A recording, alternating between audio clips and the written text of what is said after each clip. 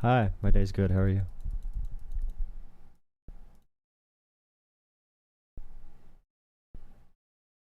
Yeah, I know, Cam. When you see the chat being annoying, just try to think this is gonna help. Um, I'm hitting audiences that never get reached, so it's gonna be annoying for sure, and all the bot farms. But that's usually what I try to think. New display? Yeah, I want to try something a little bit more professional looking. I feel like the look of the webcam looks a little tacky and looks a little like not someone who has close to 30,000 subscribers. And I probably want to look a little bit better. Especially if I have a clip I like. Having, yeah, attacking Obama. If I have this view, if I have a clip I like, it's easier to make into a TikTok as well.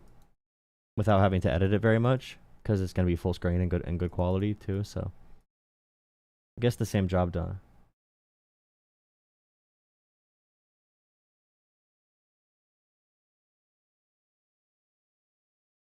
I don't have a second camera angle.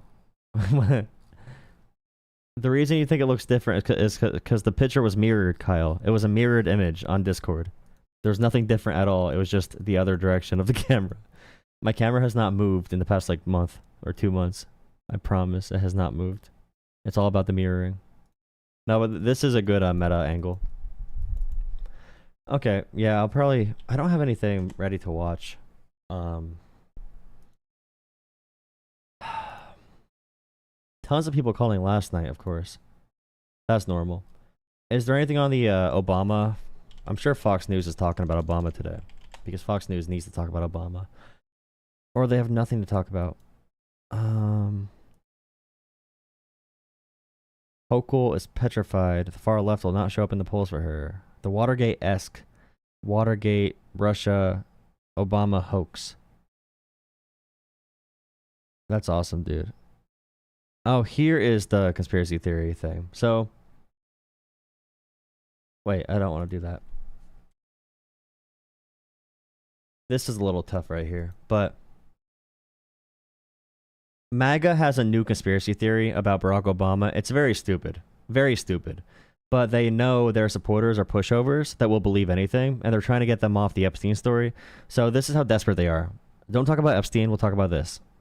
So brand new revelations into the alleged Russia hoax, a trove of declassified documents revealing evidence that the Obama administration manufactured and politicized intelligence during Trump's 2016 election. The documents released by the Director of National Intelligence, Tulsi Gabbard, described secret meetings after Trump's victory where Obama officials directed the intel community to leak reports that Vladimir Putin was personally involved in the U.S. election hack. This after the intelligence community repeatedly determined that Russia was not trying to influence the election by cyber means. Here with more is... Wait a second, my whole thing got messed up on my regular monitor. 1 second. The whole thing is messed up. Let's see. What did I do wrong? It's really stressful. It's very stressful making this stuff work. I should have probably just done a different camera for the one. Elgato. Virtual camera, Facecam Pro, virtual camera, video capture device, virtual camera, capture device. Oh, is that underneath it? I'm not really sure. DNI Tulsi Gabbard. Tulsi, thanks for joining us. And some of those individuals were literally the leaders of the intelligence community under President Obama. How significant is these documents that you've released? Thank you so much. And thanks for focusing on this issue that these documents have really brought to the forefront, because it's one that doesn't just affect Democrats or Republicans. It's not a Democrat or Republican issue. This is an issue with such significant impact that it should concern. Okay, let me restart here because I had to fix my camera on my other stream. I'll take phone calls after I do this if I get any calls. But pretty much Tulsi Gabbard is coming out with propaganda stories about Obama and Russia, the Russia hoax.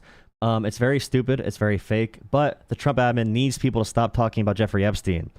Because Trump is definitely in there. That doesn't just affect Democrats or Republicans. It's not a Democrat or Republican issue. This is an issue with such significant impact that it should concern every American, because it New has donation to do from Liberal. with the fabric and $5, integrity get it. of our democratic republic.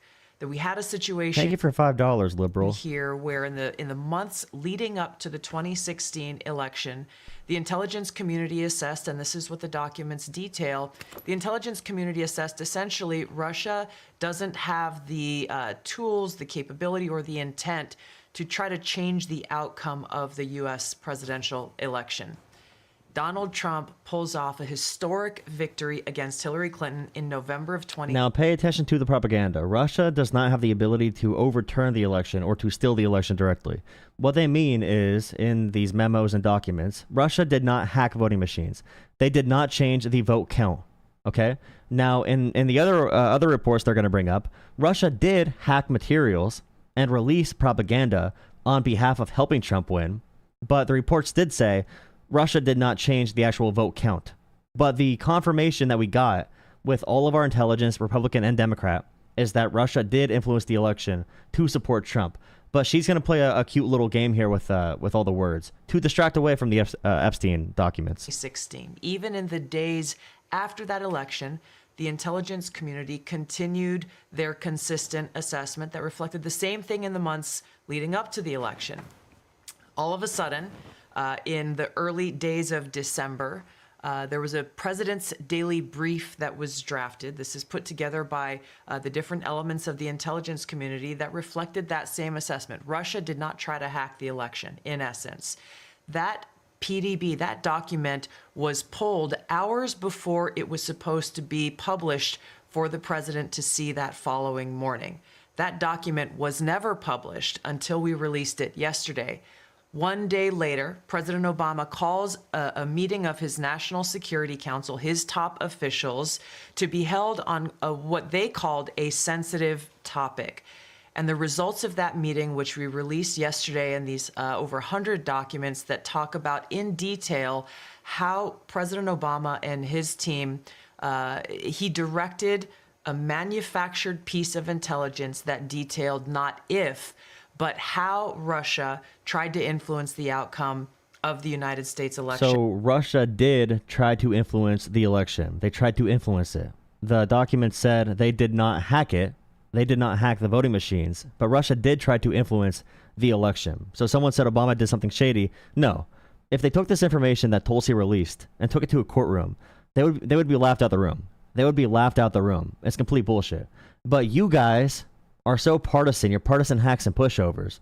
You'll believe anything they tell you to believe in. You'll believe any conspiracy theory because they want to distract away from Trump being in the Epstein files, or at least acting shady. Okay, maybe he's not in them, but he is acting shady. Barack Obama did not say Russia tried to change voter tabulations in the voting machines. It is 100% confirmed Russia did try to influence the election through propaganda, through online bot farms, through hacked materials. That is confirmed. But MAGA is a bunch of little cats chasing laser pointers, a bunch of pathetic pushovers. So you're going to believe it. To cover for Jeffrey Epstein, you're a bunch of clowns. The deep state got you on lock, bro. They got you clocked. And that President Trump won in November of 2016. This document was then used as the foundation for everything that came next. It was essentially a years-long coup that was launched against President Trump before he even had the opportunity to take his... These ultra-dramatic words, the overly emotional dramatic words, a coup. First off, it's fake. This is all fake. She's lying. But also, if she were not lying, do you really think it's strong to say things like, it was a coup, it was insurrection, it was a little bit like, you're crying about this so deeply. Just seeing the posture of this admin, talking about Epstein, right? Talking about Epstein. They're like, oh, Epstein, the files, they're not real. I mean, they are real, but they're not real. If they are real, Trump's not in them. If Trump is in them, then definitely the Democrats manipulated them. But then with Barack Obama, it's like, yeah, Barack Obama tried cooing the presidency, bro. Yeah, dude. We gotta ban straws, bro. We gotta ban straws. We got sugar back in the Coke. Bro, they'll be so confident on this shit. They'll be so confident on the biggest bullshit in the world. Yeah, tariffs are not a tax, bro. Tariffs are not a tax. Tariffs are paid by the other country. All that bullshit. But ask about Epstein. They start shitting their pants, bro. They start shitting their pants. His oath of office and be sworn in as president of the United States. So, as you know, there was a Mueller investigation that went on for years, cost taxpayers nearly $40 million. There were 2 congressional impeachments. President Trump and almost every member of his family were smeared and attacked, faced lawsuits, depositions. Oh, they're under attack. Oh, poor little babies. They did illegal things and they got attacked. High-level officials were So investigated. sad. Some were arrested and put in jail. The list goes on and on about the ramifications of this, but foundational to it all was the fact that we had in President Obama and his leadership team people who did not want to accept the will of the American people in electing Donald Trump in 2016, and therefore cooked up this treasonous conspiracy to, again, try to effectively, and they did. No, so it's 100% confirmed. Russia tried to influence the election in favor of Trump. You can see right now, Putin is dog-walking Trump every day. Trump looks like a little pathetic, scorned lover talking about Vladimir Putin. Oh, Putin, you keep on bombing grandmas and civilians? Oh, this isn't like you, Putin. Trump's an idiot. He's easily played. Russia helped Trump win. Now, when we talk about trying to change the results of the election, there were no claims about the actual votes being counted wrong. You know, voting machines being hacked by Russians. That was never the claim. We do know Russians helped Trump win through bot farms, through lies, through propaganda, through their agents working on Trump's campaign. We know Paul Manafort and a bunch of other names. Michael Flynn, Steve Bannon, all these different people. But just remember that. Just remember when they say all these lies, they will lie about this. They are willing to lie about this. Hillary Clinton conceded the next day of the election. Meanwhile, they pardoned all the January 6 people after Trump tried doing a coup. By the way, out of Donald Trump's pardons for January 6, guess how many of those people that Trump pardoned and put back into American streets, guess how many of those people turned out to get arrested again for child solicitation, for soliciting a minor? Donald Trump knowingly released child predators back into our communities from January 6, cop beaters from January 6, violent, disgusting people from January 6. 4 of them. 4 of the men Trump pardoned went back out to go and solicit more minors. But just like Kendrick Lamar said, these predators they run in flocks. The predators run in flocks, bro. They run in flocks. Just saying. Did effectively launch a years-long coup against the sitting president of the United States. Director Gabbard, I'm glad you It's a used the word coup. coup. I It's a also, in some of coup. your reports, Guys. the word treason has come up. We're seeing a lot of things coming to light these days, and it's very encouraging for Americans, especially this report, which so Very many of us knew encouraging. this was a hoax. But this goes all the way to the top. I mean, this. Please drop a like, comment, subscribe. I'll take some phone calls in a little bit. Drop a like, comment, subscribe. By the way, Fox News, during all the Epstein stuff, they have been talking about the dumbest shit. Not only this, but also they've been covering McDonald's having their all-day breakfast canceled in some of the country. They talked about Coke getting sugar in it now, real sugar in Mexican Cokes, as if it's new information. They played compilations of Biden rage bait, all to distract away from the Epstein files. Trump sounds guilty as shit, bro. They sound guilty as shit. And right now, we have pretty solid information that Trump is assigning 1,000 FBI agents to comb through all the Epstein information that they said, by the way, they said it's fake. They said it's fake. But all these 1,000 FBI agents, Trump made them look for his name. Why would Donald Trump look so guilty, get the entire FBI on a mission to find his name in the files, to redact it and erase his name from the files? Why? What is Donald Trump hiding? What is he like? Out of everything in the world, I've never seen something shake Donald Trump so easily. I've never seen something shake Donald Trump so easily. He's shitting his pants every single day, every second. He is stressed out right now. I've never seen him this down bad. Goes all the way to Barack Obama. Will Yes. we actually see someone as high up as Barack Obama take responsibility, be accountable, maybe face criminal charges? Yes. Is that Oh possible? yeah, Barack Obama is going to face criminal charges. They know this is a bullshit case. They will recommend criminal charges, by the way. I guarantee you she'll say that get a recommendation for criminal charges. It's not going to go anywhere. It's all fake. But again, it's about distracting their viewers who are pushovers. It's about distracting them away from the Epstein files. So hopefully, they can give their viewers catnip and another drug to get their attention away from the Epstein files. That's the entire goal here. Here based on the documents that you've released? Rachel, the seriousness of, again, the implications and the consequences of these actions that were taken demand accountability. The American people not only deserve the truth and accountability, when we look at the future of our... She's such a piece of garbage, bro. Tulsi Gabbard, piece of garbage. Talking about no more regime change wars. Trump bombs Iran to shit. Trump has more drone strikes his first 6 months than Biden had. Dude, in 4 years. Biden had less drone strikes in 4 years than Trump has in 6 months. And Tulsi Gabbard is here playing propagandist to protect Trump from the Epstein files. Like, think about that. Our country as a democratic republic and the American people's ability to have faith that when they go and cast a vote at the ballot box, that the will of the people will be respected by those in government, whether they be Democrats or Republicans. This is literally what is at stake here. So we are referring all of our documents to the Department of Justice. All right, find me 2016. Find me one time Democrats challenged the official vote count. All right, find me one time, Tulsi Gabbard, that Democrats challenged the official vote count on the basis of Russia hacking the election. Find me one time, and I'll shut up. Find me one lawsuit. Find me where Hillary Clinton said she did not actually lose because of Russians. Legally. Where she said the votes were wrong. Not Russians were influencing the election and using propaganda. Because that was happening, 100%. We do that in other countries. Russia does it here. Saying that's not happening, you're just an idiot. Or you're being a liar. You know what happens. But like Trump did in 2020, he tried actually challenging the vote counts. He wanted to seize voting machines. Trump tried having fake electors come to the Capitol and literally remove the will of the people from the Electoral College. Hillary Clinton did not do that. I don't like Hillary Clinton. She did not do that.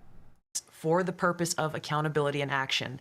No one, no matter who they are, no matter how high up they are or how powerful they may be, no matter who the intelligence officials or professionals were who were a part of this treasonous conspiracy, there must be accountability. The truth must be shown to the American people in order to ensure that there is this faith and trust and integrity in our democratic republic for the sake of the future of our country. So as voters, sake of the future of our feel country. confident that we will actually see charges, do you think, out of this? I'm not a lawyer. We're referring all of this to the Department. Oh, I'm not a lawyer, dude. I'm not a lawyer. Of Justice. I know that Attorney General Pam Bondi is committed to bringing about justice to those who have broken the law. And in this just like Pam Bondi was so dedicated to revealing the Epstein files, right? Yeah, case, sure. Again, what these documents detail, to me, in my view, cannot be explained as anything but a treasonous conspiracy. Yes, treasonous conspiracy. This is not so different from what we saw under George W. Bush when we saw that manufactured intelligence claiming there were weapons of mass destruction in Iraq that kicked off a war that changed our country, that changed the lives of so many people like myself who went and served in those wars. The implications of manufactured intelligence are real. I would even say that what we are seeing here... Every accusation is a confession. Every accusation is a confession, dude. Every accusation is a confession. Remember, every accusation is a confession. Every accusation is a confession. ...has an even greater impact than what we've seen in the past because it speaks, again, to the foundation of our Constitution and our democratic republic, which is why accountability is so critical. Amen to that. And by the way, we cannot weaponize our intelligence community against our enemies, our political enemies. That is wrong, and there are huge consequences. Tulsi, thank you for declassifying this. This is amazing information. Some of us never thought it would come out. Thank you so much. State-run media. Remember, again, one more time for the video, this means nothing at all. They revealed nothing here. It's completely fake. They're perverting the definition of hack. When they say Russians did not hack voting machines, they mean Russians did not fake the vote counts. But Russians did, in fact, hack materials and purposely use propaganda to influence the election in Trump's favor. That was fully verified by the Mueller investigation as well, the Mueller report. What was not confirmed is Russian collusion. The collusion part is if Trump himself was coordinating and working with Russia on that propaganda.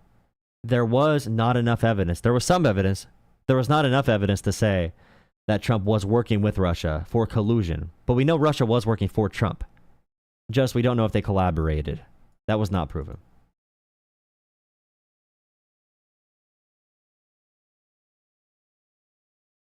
All right, call into the show. I see people laughing about this. Call into the show. Show me how amazing you are. Show me your amazing intellect. I want to know your opinion on this. Tell me why Epstein's being hidden right now by Donald Trump. Let me know. I want to know the truth. I don't know the truth. I'm a dumb liberal. I'm a real dumb liberal. Call. Wow, dude. So, Brandon. Oh, alligator Alcatraz. That's so freaking cool. That's so epic, bro. That's so epic. Call from. That's so epic, dude. Don. Hello? Hey, what's up there, buddy? The sky's up there. No, I was just listening to the craziness you're saying on there about, Trump's on the Epstein list. So tell me, why didn't Biden release it then, since he had 4 years to release it? If he was on there and he was trying to win an election, which he tried to do until they threw him out because they knew he had no chance, and put Kamala in with no election at all. So tell me, why did they not let y'all vote on someone to, your Okay, candidate? wait, first question first. Okay, why did Trump say Democrats made the Epstein files? They did. James Comey. Comey. Okay, so Democrats made the Epstein files, right? James Comey. Okay, Democrats made the Epstein files. Why did if Democrats Tulsi went Gabbard through, just released them today, okay, sir. Here, I have a really good question then. If Democrats made the Epstein files, why did Democrats not use them during Biden's presidency if the Democrats made the Epstein files? Because there's nothing there to use against Trump. But I thought they made them. don't want to use them. Wait, I thought Democrats made the Epstein files though. I thought Democrats made this to go after Trump, right? Who is on the flight log 29 times? Bill Clinton. But Trump said. Who Donald Trump said. Who Trump is banned, president. who banned Trump Jeffrey said. Epstein from all his properties Donald Trump said there are no Who Epstein did that? files, and then Trump said Democrats made the Epstein files to go against him. Tell me Why did something, Trump sir. say Who banned Democrats Jeffrey made Epstein Epstein files? From all Donald Trump properties Are there no in Epstein the files? 90s? Are there no Epstein files? Sir, you can't. You literally can't. Wait, Trump didn't do that in the 90s, by the way. That was not in the 90s. That was not in the 90s. That was in the 2000s. You're just a woke by the way. crybaby, dude. Okay. You need to I get know a you want to job. defend Ignore child the predators. facts, I know bro. you're here to. I know you want to defend child predators. I'm here to get to the bottom of this. Dude, we But let me have ask the Senate, you the some House. questions. We have the presidency. You have nothing. So it's okay You if have kids are nothing getting with attacked. Kamala It's okay Harris. if kids are under You have attack Kamala if you have Harris and political Hunter wins. Biden. At least you're being mask off. At At least you're being mask off. At least you're being mask off. It's okay if you win politically. You know, as long as there's kids being abused, it's fine if you win politically. Who cares about the kids? Right? It's not. There's no we. It's the country that's winning politically. Oh, so you don't care about the kids? It's the country. Okay, you don't care about the kids. That's fine. You don't care about the kids. I do. I don't care we're about different. the kids. No, I'm not the one wanting to castrate them and tell them they're cats calm down, and calm dogs. down, That's calm you, down, man. calm down, calm you're, down, calm You're down. the one into all that. So when we that talk about LGBT Donald Trump, craziness, dude. I we believe talk about in Donald. two genders, When we talk just about like Donald God Trump, made that's us. amazing. That's amazing. God did not make two genders. God made only one gender. Really? Yeah, God made one gender. Yeah, woman came from man. All we have is man. Really? Mankind. He made yeah, we have Adam one and gender. Eve. He made Eve God has out no of gender. Adam. Yeah, exactly. There's one person. There's, Genesis, brother. exactly. Go get a KJV. So here's a question: if a woman came from man, and Eve came from Adam, then doesn't that mean that a woman is just another kind of man? No, not at all. Why not? Not at all. Why not? Because God, who created everything, Okay. said that woman and man were separate and that woman was subservient to man. Read Okay, so women are Genesis. subservient to men. Okay, so why did God create Jeffrey Epstein? Why did God create? if you Wait, look why at did any God? No, chart- but here you go. Why did God create Jeffrey Epstein? Why? What do you mean, why did God create Jeffrey Why Epstein? did God let Epstein survive and be a person? I'm not God, brother. I can't tell you why God I thought, hey, you just created told me all Jeffrey about God. Epstein. You just told me all about God. I'm just No, curious I can why tell he you would what let the people Bible do says, that. but the Bible doesn't fucking talk Okay, why? about Jeffrey Epstein, dude. Like, Well, is that Jesus the never best talks you about got, gay bro? people at all. Jesus never talks about gay That's people the either. best But you got, bro. Jesus never Like, talked about that's gay really people. The best Yeah, because they're going to go to hell if they don't find Jesus. They're going to burn. No, for Jesus eternity. never spoke about gay people at all. He spoke about radical Yes, he acceptance. did. Yeah, actually, he No, did. he didn't. He turned a whole city. You never read the Read Bible. Sodom You have and never Gomorrah. read the. Tell me about. Oh, Tell me about the yeah. city of Jesus was Sodom. involved in Sodom and Gomorrah. Yeah, Jesus was definitely involved in the Old Testament, brother. That's Yeah, very he smart was, of you. because You're a Jesus fake is Christian. God. You're a fake Christian. Jesus is You're a God. fake Christian. You're a fake Dude, Christian. you don't even know what a Christian Jesus is. came as the Son of God. Still, Jesus even is if you God. believe You in the have Holy the Trinity, Holy Spirit. Jesus came You have Jesus and reaffirmed God and teaches you have on earth. God. They're You don't all understand the the New Testament same. whatsoever. The New Testament is a thing for a reason. You're not Jewish, I assume, so you don't believe in just the Old Testament, right? Of course, I'm not Jewish because I'm a Christian. That doesn't mean anything. Yeah, it does. So Jesus Christ, Jews are you saying don't Jesus work Christ in the like New it. Testament does not matter? Yeah, it does. The whole New Testament Why did and Jesus the Old Christ Testament are never about Jesus make? Christ. Why did Jesus Christ never talk about gay people? He did. No, he didn't. Oh, yeah, he did. He You realize literally that- turned them to salt. You realize that, He like during the literally Old told- Testament, He told you Lot's realize, like, wife if she even turned around so and here's looked the at here's the them, thing for you though. So like the Old Testament was like before the New Testament, right? that was Jesus. That's No, but you're a Paul. Christian. You're a Christian. That's the same person. You're a Christian. No, you're That's a Christian. the same person. No, you're you're skipping the point. You You're don't know skipping the anything about point, buddy. Christianity. You're a terrible Christian. No, I know plenty about it. Jesus dude. Christ. I've got a degree Okay, in it. why do we You call it don't know what you're Christianity? You have a talking degree about. in it? You don't You have a know what degree you're in talking it. about. You're a From woke where? crybaby who has a From little where? channel where you Where do you just have a degree cry. from? That's all you The Golden do. Corral You just University? cry. Golden Corral You University? just cry. Okay, tell me Liberty. one thing about the New You just Testament. cry. Liberty. Okay, the You New just Testament. cry. What is the purpose of the New You Testament just then? cry. For Christians and You just- Christianity? liberal tears taste sweet, though, man. When liberals are crying, that's a good thing. Now, that means the this is the borders part in the closed. That conversation. means kids This is aren't the part in having the their conversation where dicks cut people off. realize, like right now, so tell you me, have to how many realize children have you people met like that were you, castrated? people like you. How did it affect them? Since you support that, since you're So a Democrat, people- and y'all people are all like you who are LGBT, crazy, XYZ. people like you No, are the you're reason Joe crazy, dude. Rogan's You leaving think you. kids should cut their- You're the you reason think Joe kids should Rogan's cut leaving their the dicks party. off You're and the that reason dudes should Theo sleep Von's leaving the together, party. dude. You're the reason all You're these the centrists reason and that independents are hell leaving the exists. party. No, You're a no, terrible you're Christian. the reason we won the And I hope election, God dude. speaks to you someday, because your I vitriol hope you for your find fellow God, man dude. is really I bad. really hope you find God, because And I you would pray- change your channel. I pray, and I you'll pray change parties. that You'll you stop supporting becoming, the KKK. you become less You'll stop self-righteous. supporting all of this. Who created the KKK? You look very The good right Democrat now. Party, moron. God. No, KKK were the Christians. KKK was created by the Democrat Party. That the people who fought to keep slavery. Like you don't know history Hey, very well. so I do need to you? have conversations with real Americans tonight. So I who appreciate fought the call. to keep slavery? I appreciate the fought to call. keep But I want to slavery? talk to real the Americans. Democrat Party. And this is ableist. I can't do this You're conversation not very live. smart, dude. And you're So I need to talk to someone who people has listening a. are Like, all I need to just talk to someone who making speaks fun of English. You Okay, have so nothing please but a have a good channel where night, you just okay? talk about Trump. Okay, Without beautiful? Trump, you're nothing. You're Your right. life Without is Trump, I'm nothing. nothing. All right, let's get a real person in here. So those conversations, guys. Remember, in the YouTube Shorts chat, we have bots in there and 12-year-olds, probably people from other countries.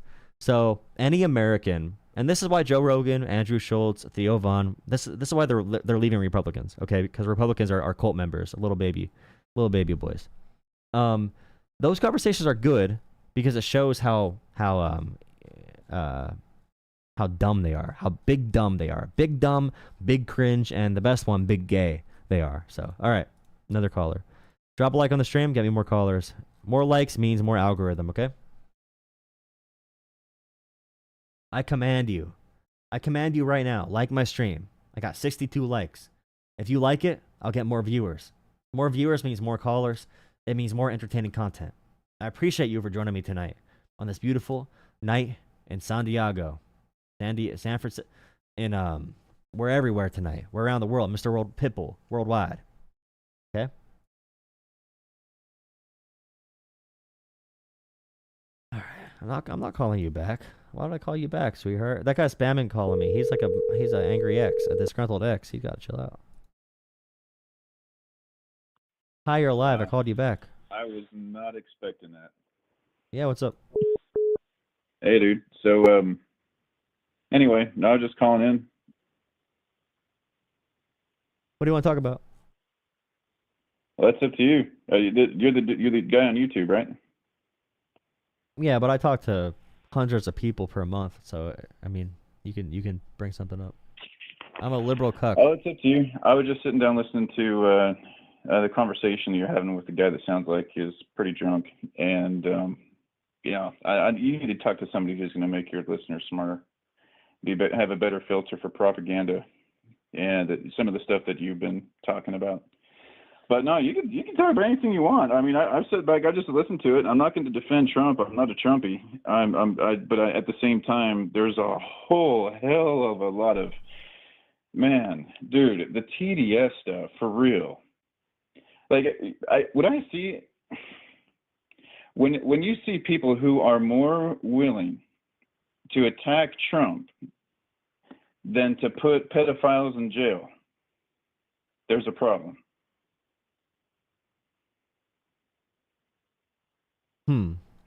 What do you mean by that? Like, for example, look at the border, right? People are arguing about the border. More people have been sent back to whatever country, they came from every other president in the last 30 years. But now people have a problem with Trump sending back actual criminals. I'm not talking about, they're criminals because they crossed the border, they're illegal. I'm not talking about that. But people have an issue with him sending rapists and murderers back across the border. No, that's not the issue at all. Okay, because that's what I'm seeing. Okay, so do you think I'm a Democrat, liberal, cuck? Do you think I'm mad about Trump sending You're not a murderers? Cuck. You're really intelligent. Do you I'm think listening to no, but like, do you really think good. I'm mad about deporting violent criminals or drug dealers? Do you think I'd be mad about that? People are. Why is that? I don't know anyone mad about that at all. I don't know one person mad about sending criminals, like actual murderers, back to their home country. I don't know anyone at all who's mad about that, Okay. actually. Left So or right. I hear people talking about how people who are wanting to come across, they're getting sent into like these camps, and I don't know what the count is. Well, that's not today. the issue, Would it be right? like what 100 people have died? I really don't know. I can tell you one is. story that's very on point if you want. That happened just I think yesterday, or at least this Cool. week. So in Allentown, Pennsylvania, an 82-year-old man. So he escaped the Pinochet regime in Chile in 1987. He seeked political asylum here. He got tortured there. He was able to escape to America. He's been on a legal green card permanent resident for the past 40 years. And there's a big issue with ICE just grabbing people who they don't check any of the information that are provided. They don't check to make sure they got the right guy. A lot of the protests you see are about ICE grabbing whoever they can to put them into a private prison to make money for the private prisons. So that's one big issue people are protesting against. So this guy, this 82-year-old, in America for 40 years, all right, permanent legal green card holder, legal permanent resident, and he loses his green card one day. He goes to the office to get a new green card, not expecting anything. ICE detains him, 82-year-old, disappears him from his family, never checks with his family or his documentation, never checks his name, never checks his face or anything. ICE tells his family that he is dead in ICE custody. And then now this week, we find out that he is in critical condition in Guatemala. So this is happening on a very large scale, and I can't bring everything else up right now. I can bring up some other cases if you want them.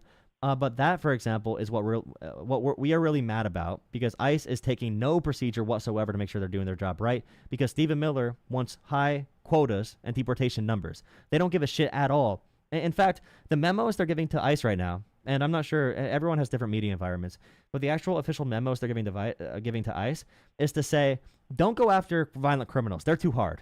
We got to get high numbers of deportations. Go after the laborers. Go after the farmers. Go after the Home Depot workers. So that's a huge, like right now, Trump's administration, and this is the final thing I'll say about this right now. So far, this is the highest percentage of people detained by ICE in American history who have no criminal record at all. So the whole going after violent criminals thing is not really real. That's why Joe Rogan, Theo Vaughn, all these different centrist podcasters are turning against Trump right now on immigration. That beep is just a disc. I don't know if it went through. All right, so I've got several questions. Are you familiar with the quote? Obama used to use it all the time. He said, if we just save just one, if we can just save just one, it will be worth it. For what? Like save just whatever one the what? programs were that they were spending hundreds of millions and billions of dollars on. I don't remember what the programs were. I just remember him saying that a lot. It's just a quote. Okay. All right, but here's the questions. Okay, so the guy who, I agree with you, that is an issue, and that is a problem. How many people, but truly this needs to be in perspective, how many people crossed when Biden was in? I'm guessing the number's around 5 million, if I had to guess, based on the information I saw. It's hard to really calculate the exact number, though. It was definitely under 10, under 20 for sure. Probably under 5, Right. but... Okay. Now, and regardless of the number, we know it was high. You're going to hear people say, "Oh, it was more," and they'll, whatever, man. That's not the point. It's like, how many kids do you think came by that were sold into sex trafficking or working and whatnot? I don't know if you saw the testimonial from one of Biden's officials that was managing the border with the kids, and she literally watched the kids that she was giving information. It was like, here's what you should do if you encounter anybody in with sex trafficking or in child workers. And she would hand the information over to the kids and literally watch them walk right into the people in the groups and she knew full well that they were being sent into that work. Did you see that? I don't know. I mean, right now, Trump is moving money away from trafficking cases and to protect children. He's moving money away from that to put those forces towards going after innocent people to deport them, which is another big issue I have. So. Okay. Well, that'd be interesting to pull up and look at.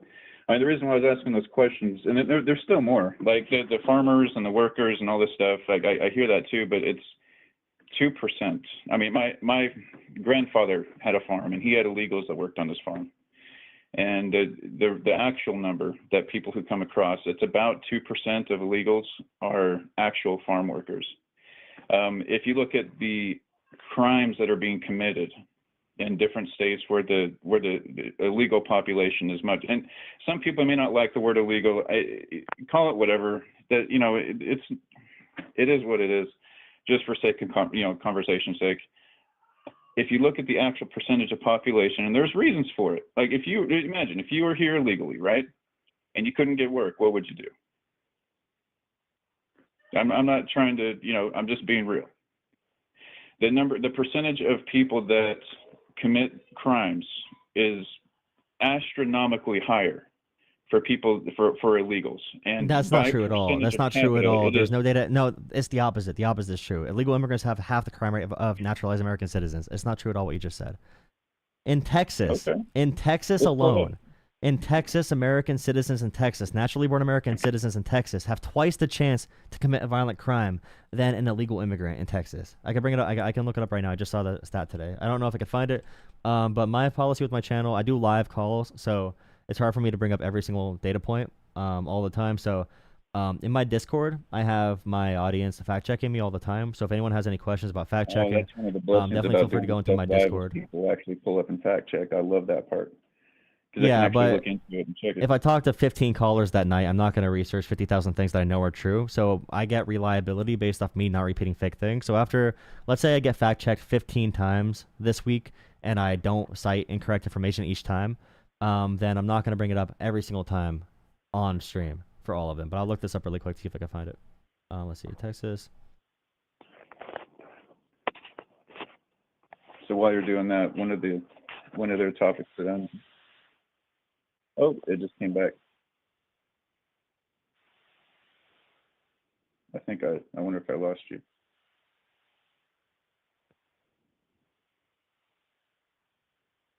Let's see. So, okay, I was a little bit over on the numbers for illegal immigrants. So, in Texas, from the Cato Institute, so I was a little bit high for, or a little bit over whatever. I know was Texas overestimating isn't going it. to be very high because I live here. So for Texas, really Native Americans, naturally born American citizens. Okay, naturally born American citizens have a crime, homicide conviction, for example, of like 3 per 100,000. We'll just compare the numbers overall. Legal immigrants have around 1/3 the homicide or violent crime rate. And then illegal immigrants still have a lower crime rate than native-born American citizens. So legal legal immigrants have by far the lowest crime rate of any group in America when it comes to immigration status. Illegal or undocumented immigrants have still a much lower crime rate than native-born American citizens. And that's all the fact checking I'll do on that right now. I actually live in Texas. A lot of the illegals don't go more than maybe a couple hundred miles north of the border. There are some that are in, I also drive trucks. I've personally witnessed, people hauling mass numbers of people. I can only assume they were illegal. A whole bunch of young age kids, couples, 20-something. Okay, I'm sorry, kids, but all of this conversation, there's two different things to have a conversation about. There's border policy and immigration policy. So with Trump's border policy, there is no policy. He's doing illegal things. You could be happy because the border's closed or whatever. But the immigration policy is the thing people hate right now because they're brutalizing people for no reason. I can't disagree with you on that. You're okay. right. What do you say, just to round out the conversation before I take another caller, would you say that you're okay with like some type of Reagan amnesty program for people who have been working here for a long time? If you look at the past history, like the last 45 years from when Reagan walked in, it has been on both sides. What I see is there being division right down the middle. Whenever one party says that they want something, the opposite party says no. No matter what the topic is. Like, for example, AOC just voted against having CBD. She voted for CBDCs and voted against crypto, and so did almost every member of the Democratic Party in Congress.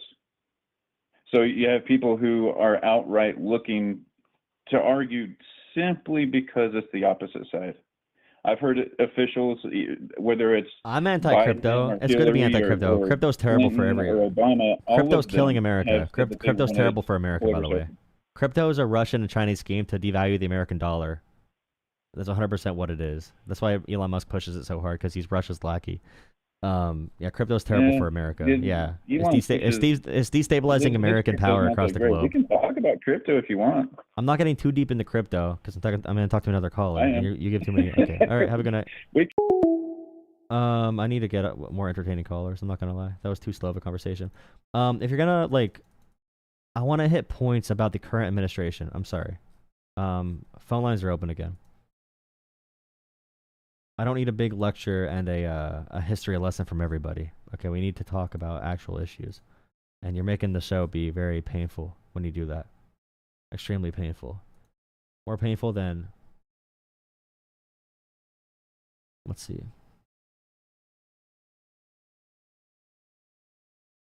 Whack Left said that?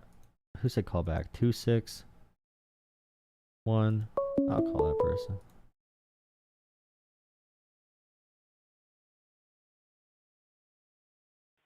Hello. Hey, how's it going? It's all right. How are you? I'm doing pretty well. I just came randomly. I thought it was pretty interesting. You were really getting into it with some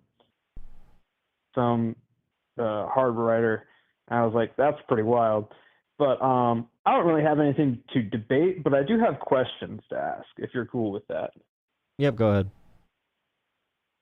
So, can you talk a little bit more about the way, like those memos you were talking about with ICE talking about going for specific people, like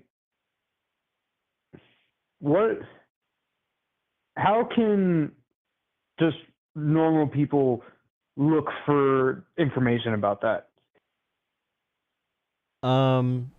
I mean, social media is probably the easiest way. There's some apps talking about ICE and everything. There's official media releases, and the best place for information is probably in lawsuits as well, or in legal documents that are confirmed, and a lot of claims that are made, for example, for the people who were sent to El Salvador wrongly, is done through their lawyers, and those releases are usually pretty public. That's how I confirm information. And also there's White House memos that just leak to the press. So the White House memo is about like Stephen Miller telling people to go after undocumented immigrants instead of criminals. That's leaked through different media channels, and you have to decipher like who's reliable and everything like that. You can judge by how the Trump admin's acting, what their policy is, and also like in many of these situations, there's a common trend where if ICE is going somewhere, they want to find any reason to pick up any person they possibly can. They're going for high numbers. If they could take away your green card, take away your legal status, take away your protective status, take away your visa, your student visa, if they can freaking take you because you're next to an undocumented immigrant and take you too, they have taken American citizens as well. So their entire strategy is just pick as many as possible. Yeah, trying to get high scores. Respond to that. I'm going to take more debaters then, but I want to hear your reaction. I think that's pretty insane. If you have time, one thing I'll just pose this question if you don't mind. It's not about immigration or stuff, but kind of the what was the word? Despot Trump. I heard somebody mention something about inside the big budget bill, there's something about overturning past Supreme Court overrulings, like nestled in there. Have you heard anything about that? Was that just like some random guy talking smack, or is there anything on that?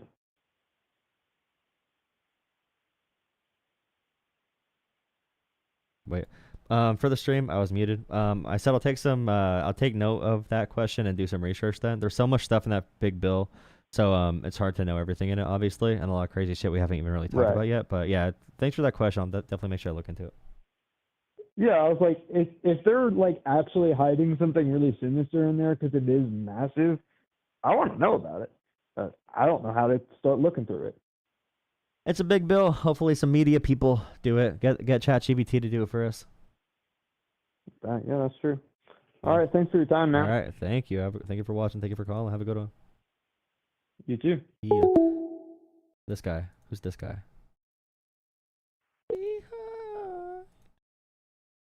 Behind. I'm gonna put work.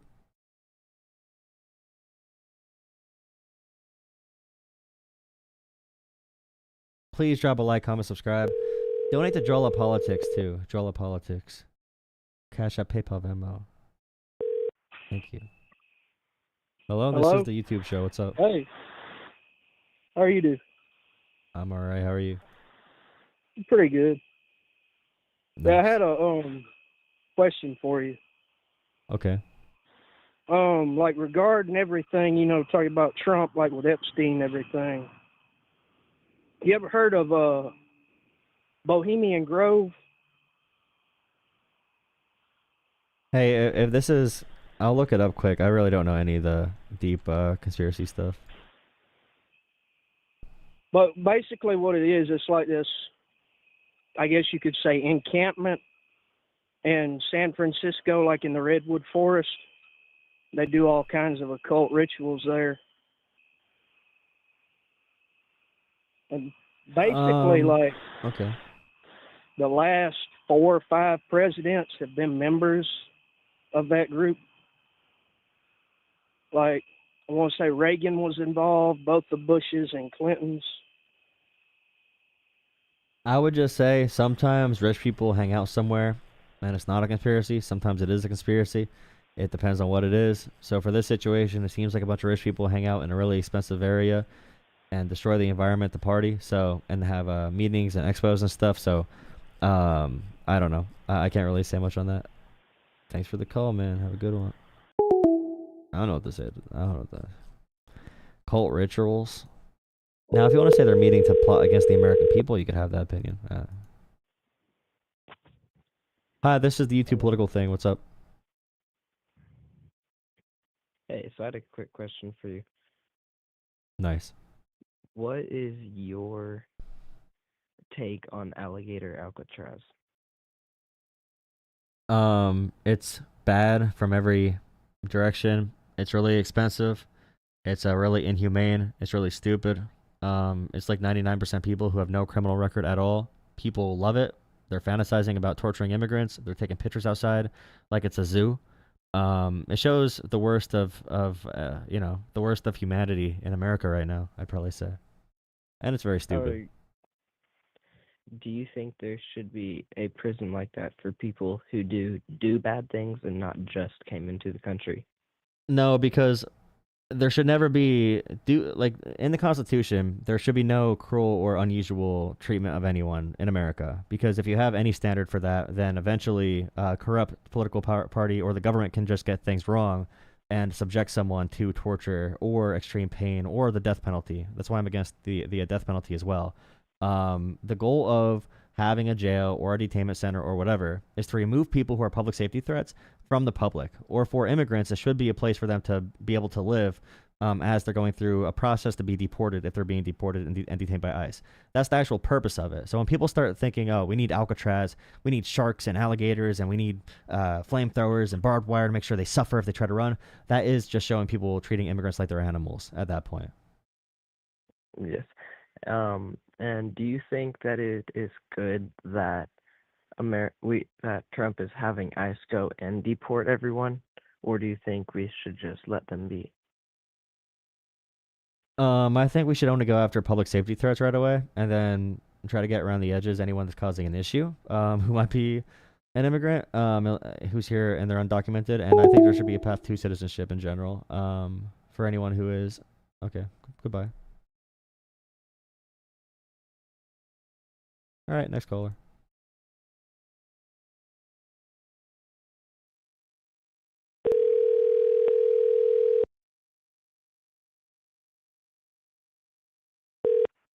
Hello. Hello, this is the YouTube thing. What's up? So, I mean, let me ask you this, man. Like, what is the worst thing Trump has done as president, in your opinion? my top 3 would probably be the people sent to the El Salvador torture camp for no reason. Torture camp, okay. Yeah, that's what they do there. So that's one bad thing. And then another one is probably the Trump cryptocurrency, where he's made more money from the presidency than anyone in American history by far. He's made more money than any actually not president. I mean, He's he made was more already money- one of the wealthiest presidents that we ever had, regardless of this, He made regardless more of money. crypto or not. He made crypto as president like quadrupled Trump's net worth. He was never an actual billionaire until he made crypto from the office. By the way, he was well, never an that's actual not billionaire true. until then. That That's is not true. true. That is true. You can Google it. Trump was the third wealthiest president that we ever had. So that's not true at all. He wasn't a billionaire second, until the crypto. Okay, you're getting really emotional right now. Chill for a second. I'm not All right, getting emotional, but I'm that's trying to just explain not. to That's you just. the crypto scam Trump did using the White House to scam his supporters and get pay from foreign investors into that cryptocurrency. He used the White House as a prop for it. That is the most pure form of political corruption we've seen in the White House ever in American history. I'm and no just one seeing cares if you're. because it's all a big meme, but yeah. I really don't care about that, but I want to see if you're a hypocrite or not. Have you complained about Nancy Pelosi becoming a multi-millionaire, being in Congress for the last 30 years? I mean, come on, man. Everyone does it. They get rich through the office. That's part of the No, gig. not everyone does it. But for Nancy Pelosi, she would still be a millionaire, but she definitely has some weird stock trades. I'm against stock trading for Congress for sure. I have criticized that very often. Okay, but all right, her husband said, and herself, they were big in real estate. They made a lot of money through other means as well. And her investments are weird, and I'm against that. now. But you have to be I wanna get honest into about how immigration this stuff now. happens. Because immigration is the number one thing Trump was elected to be president for. I mean, do you agree with that or not? Yes and no.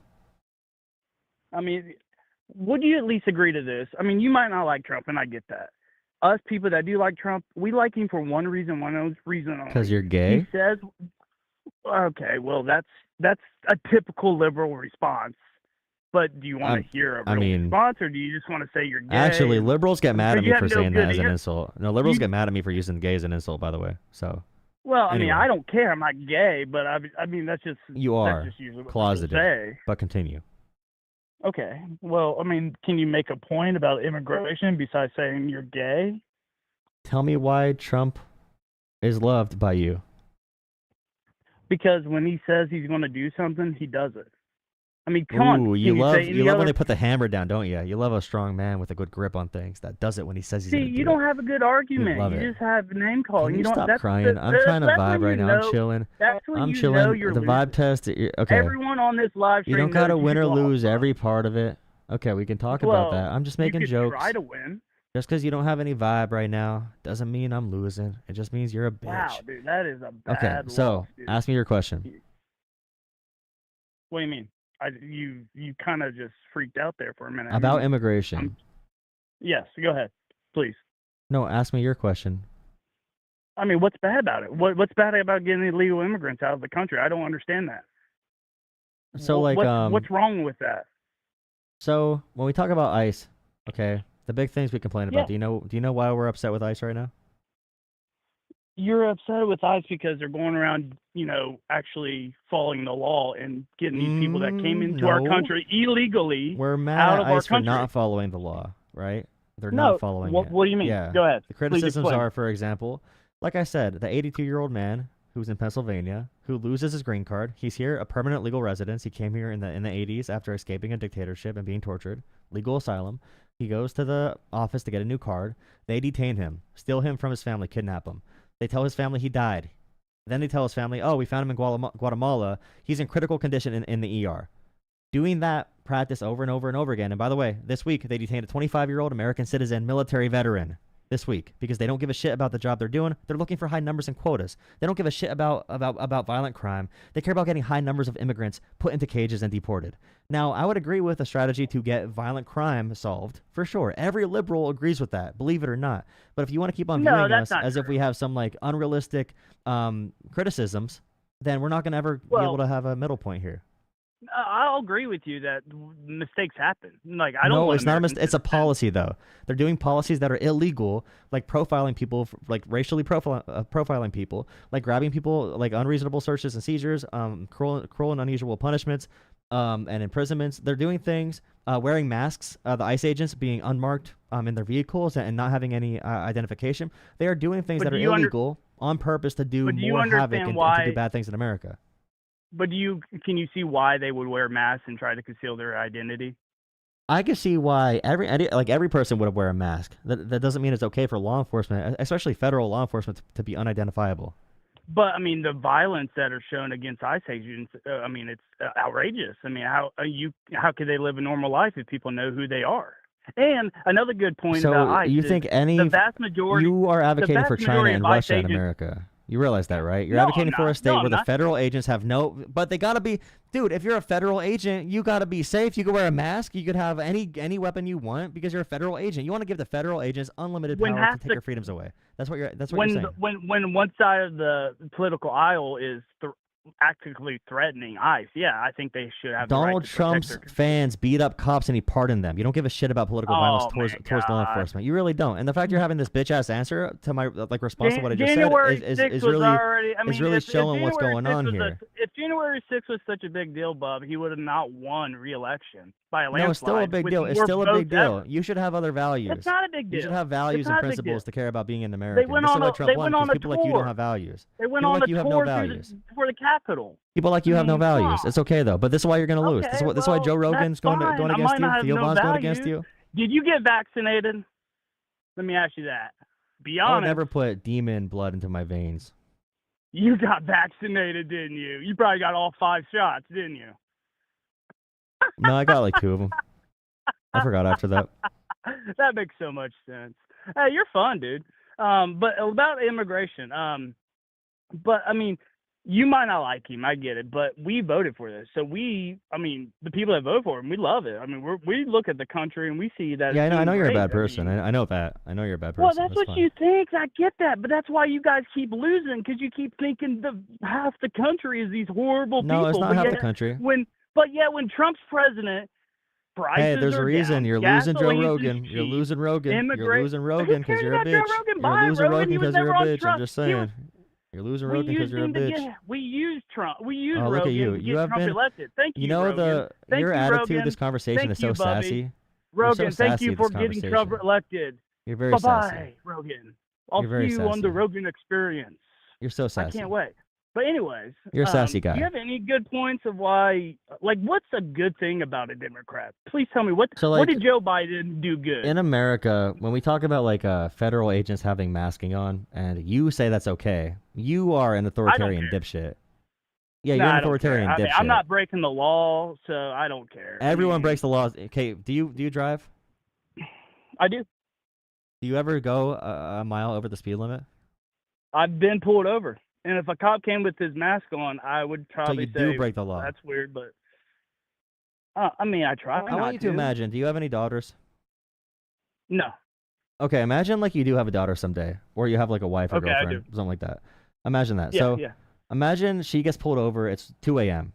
and law enforcement comes out of her car or comes out of their car to come talk to her, and they are fully masked up. She does not know who this guy is. He's got a mask on. He's in an unmarked vehicle. He comes up to your girlfriend, wife, daughter's car, and says, "Hey, we got to detain you, put you in the station." Now, what's happening right now?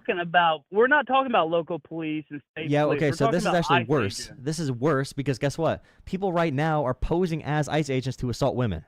So you don't care about women at all if you think they should be wearing masks. Dude.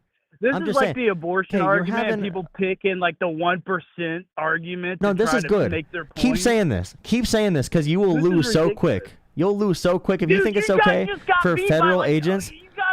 I know you want a fake game. You want a fake game. Now, when we talk about the values of America, you can win and have no values. I'm just saying. You're advocating for one of the most weenie, what is a liberal value? What is the value of a liberal? What's the value of a liberal? There are no values. Exactly. I have no value. Why are you saying about my values? Why are you saying about my values? One value I have, for example, is if a federal agent brings an unmarked vehicle to my town, I think if they want to detain one of our daughters, they should identify themselves. That's one of my values. Is your daughter a legal or illegal immigrant? So let's think about this. You know they're detaining American citizens too, right? If they're a citizen, I would say I agree with you. Also remember that they are detaining people, illegally, and then other people are posing as ICE agents and assaulting women. They're saying I am ICE. You have to listen to me. But dude, I mean, all right, I don't need to identify myself. I'm not saying you're wrong. I'm not saying that hasn't happened. But how many times has that happened? 1, 2 times? Dozens. Yeah, dozens. No, you're crazy, dozens. Dude. Google me, bitch. Google it. Google me. Google it. You're only talking to me. It's a movie quote. No, it's a movie. You don't know the movie. It's a movie. I'm not saying it. It's a movie quote. I'm not saying mistakes hasn't happened, but I'd rather these mistakes happen than the mistakes of the Biden administration, who just let everybody in, had let murders in. I mean, do you not care about? Let me ask you this: have you ever heard of the angel moms? Because you talk about daughters and all this. Have you ever heard of the angel mom? And I'm being dead serious here, dude. Have you ever heard about these people? When we talk about like criminals in America, no, let me finish. People doing crimes. I'll let you. When we talk about people doing crimes, well, you're gonna do an emotional appeal right now. I want to be able to respond to it. Wait. Okay, so when we talk about like crime in America, so when Biden has an immigration policy, immigrants have a lower crime rate than naturally born American citizens. And if you want no crime at all, like we should take away every gun. I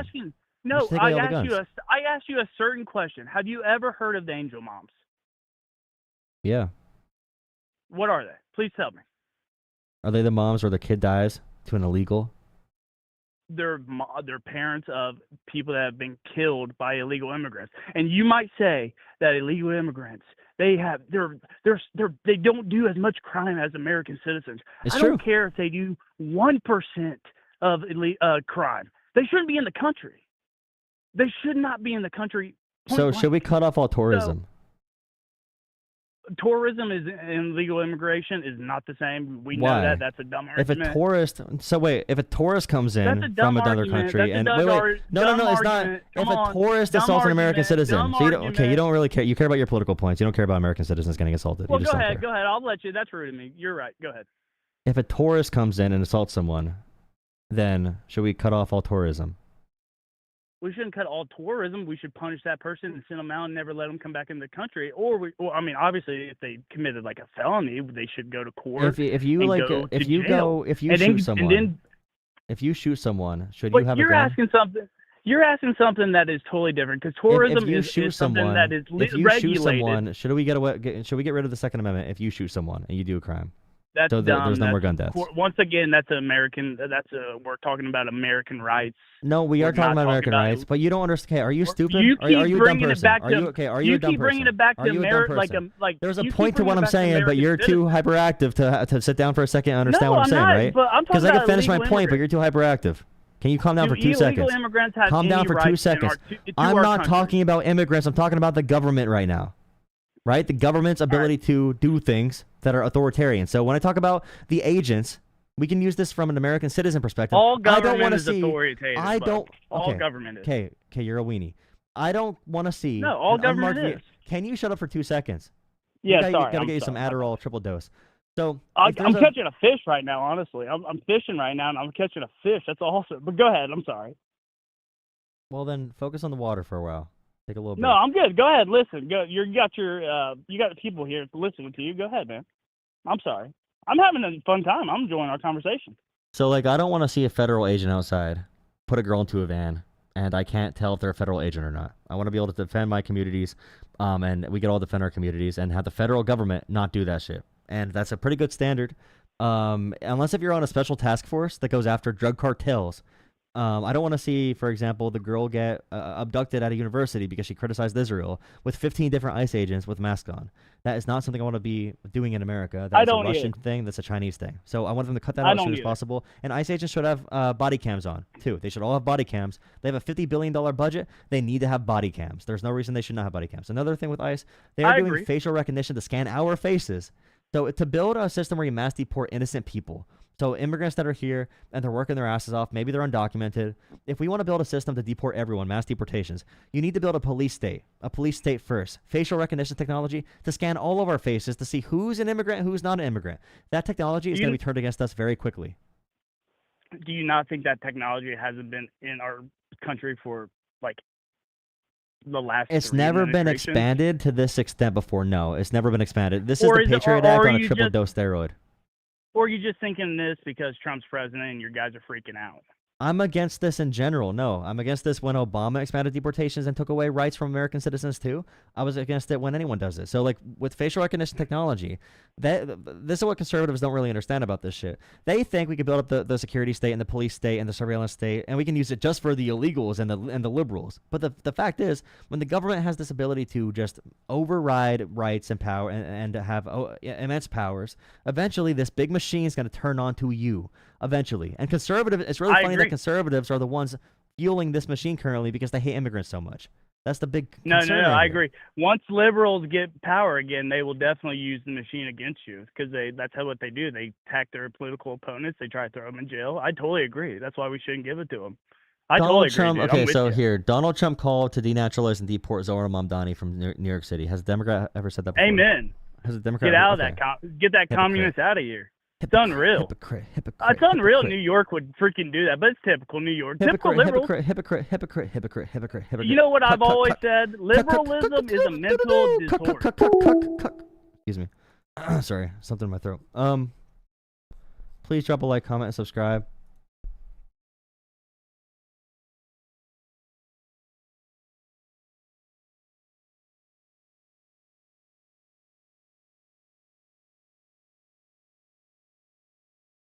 Please comment, drop a like, subscribe. We have 133 likes. I want 150. I want 150 likes. 133 likes. Please drop a like, comment, subscribe. If you have any extra cash, donate to Jolah Politics, Cash App, PayPal, or Venmo. Really appreciate it. Cash App, PayPal, or Venmo. Thank you for joining me. Hit subscribe on the channel. Join Discord. Thank you so much, Sri. Thank you, Sri, for $5 in Venmo. Thank you, Sri. I don't know if Sri said anything. What did Sri say? Sri said gas. Thank you for gas, Sri. Who's this person? I wasn't hang up with that guy. Why? Hello? Hi, this is the YouTube. Oh, is this live? Oh, cool. Yeah, you're man. live. Hey, I called you like twice and left some voice messages, brother. I got nothing to ask. All I want to say, man, is that I just admire you, man, and I just admire anybody out there trying to make these fools, these Nazi sympathizers and shit feel stupid and small, man, because this world, it's especially in America, is starting to come ugly, man. And I just want love in this world, brother. You know what I mean? I just want love for the world, and I want to see smart people getting up and standing up and trying to make better in this planet, man. And I see you as one of them, man. I don't care what anybody says, man. I just love anybody trying to fight the good fight and seeing what's right and seeing what's wrong, man. And this shit's truly wrong. And that's all I gotta say, man. I won't take up too much of your time, brother. I appreciate it. Yeah, people hate things, dude. They hate each other. We should be having a utopia right now with AI and shit, but we're gonna be using AI to make a dystopia hellscape.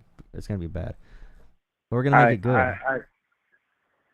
Yeah, no, that's all I want in this world, man. I mean, I'm only 23, brother, and I just feel like all I've seen, is just people being so mean and ugly to each other, man. And it's just like, I mean, what can you do other than just try your best to spread love and spread joy to people and make them feel better?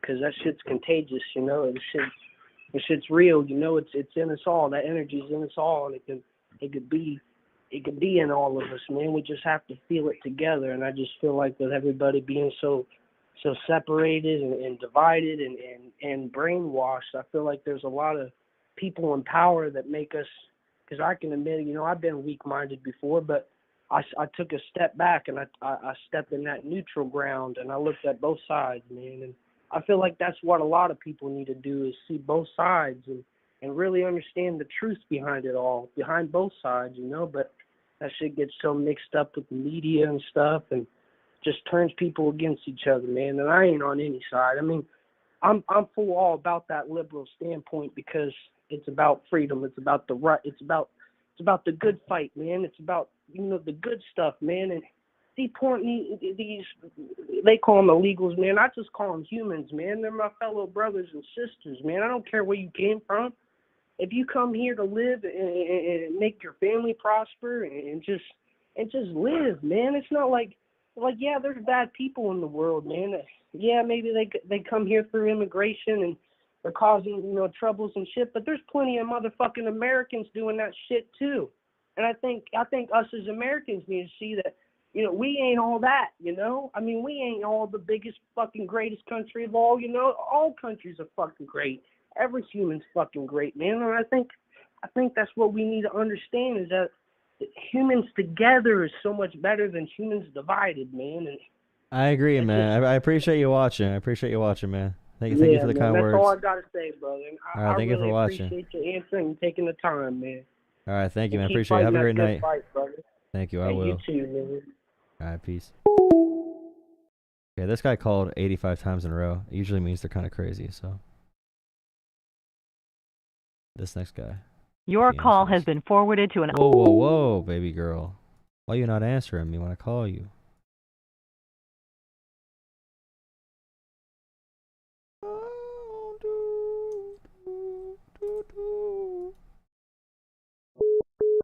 Oh my god. Jesus. Call from the PC... Hello. Hello. Howdy. How are you doing today? I'm doing alright. How are you? I'm doing very well. Nice. So my stance is, I feel as if he is merely a pawn in the game, and like it's the corporations that fund both parties. So like he's merely the face of what the corporations want. There's some competing ideologies there. So like a lot of billionaires donated to Kamala too, but those billionaires are okay with paying higher taxes for some better programs. So they are different billionaires that like different parties. They probably don't care because Trump is going to help out billionaires no matter what. But Trump is uniquely corrupt. Trump is he's an empty suit. He's being guided by big money interests. He's being guided by Russia, by Israel. He's being guided by probably the Charlie Kirk, white nationalists, and TPUSA types, by all these different people. Trump is really a narcissist that wants power. He's a vehicle for them. He's a tool for them. So whoever them is. Maybe like they're making these artificial issues, like, so we focus on like not being able to pay rent like us earning like little monies, because there's this concept, it's called surplus value. Basically, we produce more value than what we're given inside of our wages, and that's been growing.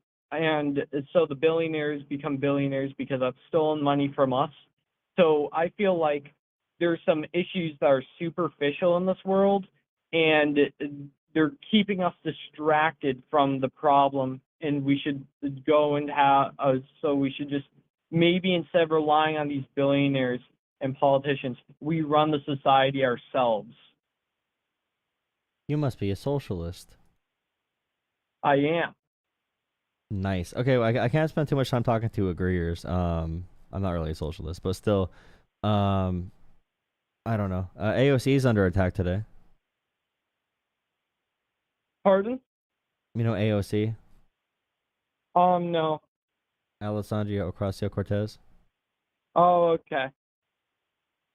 Oh, okay. Well, thank you for the call. No problem. Okay.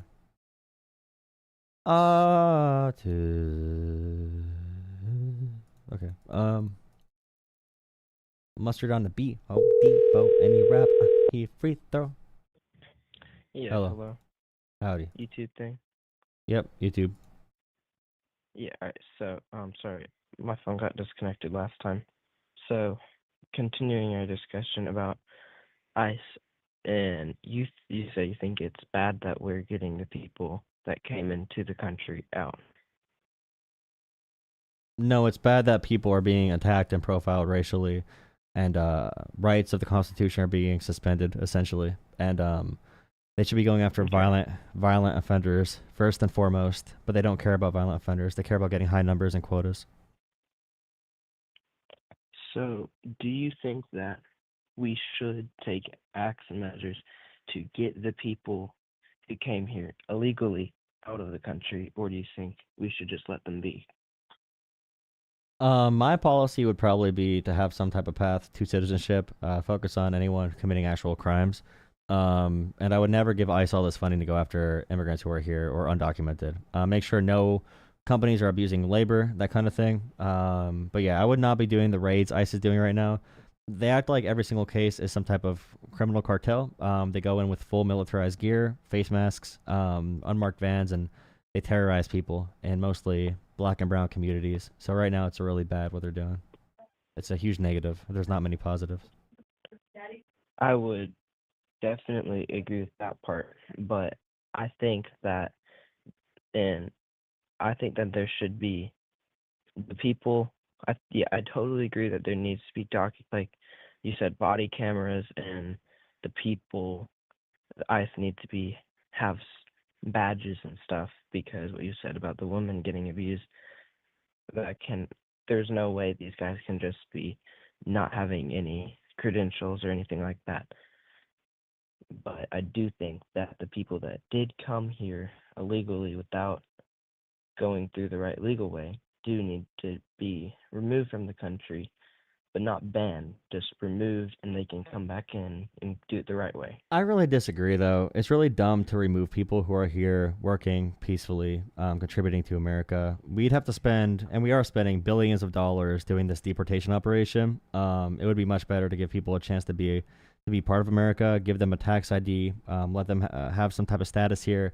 Not green card, not permanent resident, not citizen, but some type of path right now for citizenship eventually, and a legal right to be here. You can have a strong border and a good immigration policy, but tearing through America, ripping people out of America is just really a really terrible policy right now. It's stupid. It's dumb. The immigration system has been broken forever. We should be fixing it. We should not be doing it. The fact that we can move $50 billion to ICE, bigger than most militaries globally. We could be fixing our immigration system very, very, very easily. We're wasting so much money. We had, in California, they have full helicopters bringing in packets of water because they forgot to bring water when it's hot out for ICE agents doing these raids. Like, how much money it costs to fly one of those big helicopters is insane. I mean, our tax dollars are draining for no reason. We're burning America right now for no actual reason. I mean, I get what you're saying. Again, I think local police departments should do but I think they should be sent, or because they know where they live, should be sent some sort of note saying, if you haven't tried to become legal, you have like 2 months or whatever to at least start the process. That's an And if issue you though. don't, Like, but I'm then sorry, also but this is what's you were happening. saying, There's people doing the legal process right now, but ICE is just detaining them at their immigration court hearings. So they're trying to do the legal that's route, but not ICE okay. is detaining people. So like they are discouraging the legal route right now. ICE is, and that's one big issue with ICE is if we have a legal route to follow, if people do the legal route, they're being punished. They're being encouraged to Mhm. hide, which is obviously bad. And then also you said that if the whole vacation or the whole people coming here on vacation thing, that is, were you genuinely saying that as an argument, or are you saying that to annoy that person? It's stupid when they say one person dying from an immigrant is too much because you can use that argument for taking away any right. One person dying to gun violence means we should ban all guns. One person dying in a car crash means we should ban all cars. One person dying from hate speech causing a riot means we need to ban all speech. Or if we have one immigrant commit a crime, we have to stop all immigration and do crazy deportations. They're going to rip through America. And that same thing would be extended to, obviously, hey, dude, like, by the way, tourism. I was saying that as mostly a joke, but also not a joke, because it sounds just as stupid in my opinion, where it's like, hey, one tourist committed a crime. That person should not have been here. That tourist should not be here. We need to ban all tourism because that one person should be alive. It's just a dumb argument. So it's an absurd argument, but it's the same concept in my opinion. But the whole tourism thing, they came here legally and showed their passport and came across the border. So that way, if they do something bad, I think they would be needed to go on trial here in America, go through the whole legal system if they're found Oh, that would still guilty happen or for someone who's sentenced. undocumented. They would still go through the legal system in criminal court then, if they do an Mhm. actual crime. But legally or not legal, like that's a designation. And the only way you can get a felony really for crossing the border illegally is if you actively evade like enforcement multiple times on purpose with no intention to seek a legal process. It's very hard to actually be here illegally. The undocumented Yeah. status of a civil offense is very minor. But yeah, when they use those arguments, they're using it to justify bringing immigration to zero, which is why I think we need to speak out against it because it's a. And when they justify having masks for the federal agents or unreasonable searches and seizures or holding immigrants in cruel conditions, they all use these arguments to make it make sense in their brains for eroding rights. And this is a selfish argument for Americans, eroding American rights as well. As we're building this big police surveillance state apparatus, we are hurting our own rights. But Americans are jumping for joy along this process because they think, oh, we're going after only the illegals. So, yeah. And another question: what is your take on guns? Do you think Americans should have them, or do you think they need to be? There's like that whole argument towards guns. What is your take? Universal background checks. I would not ban guns outright. So yeah, universal background I checks and definitely agree with that. no assault weapons ban. Yeah, I don't think America would ever do a ban like that. I don't think they would be feasible really. But yeah, I think like 80% of people agree with universal background checks. I'm pretty sure. So that would be good, and then some state provisions just on training for firearms, and I think having better open communities where people know each other would help a lot with crimes in general. Right now we have very isolated communities, and I want people to, anyone who cares about this issue, I want them to know their neighbors because if someone is like a threat to public safety, if the community is more open, then I think you'll have a more like community policing based option kind of thing. So, yeah, I would recommend Democrats move away from like assault weapons bans. I hate when they talk about it. It's really bad for And also, that's what I politics and everything. appreciate about your life is most time I see liberals and Democrats doing stuff like this. They are very like rigid, and they don't like to hear the other side. And you are doing more of a like calm. You're not like. You get what I'm saying?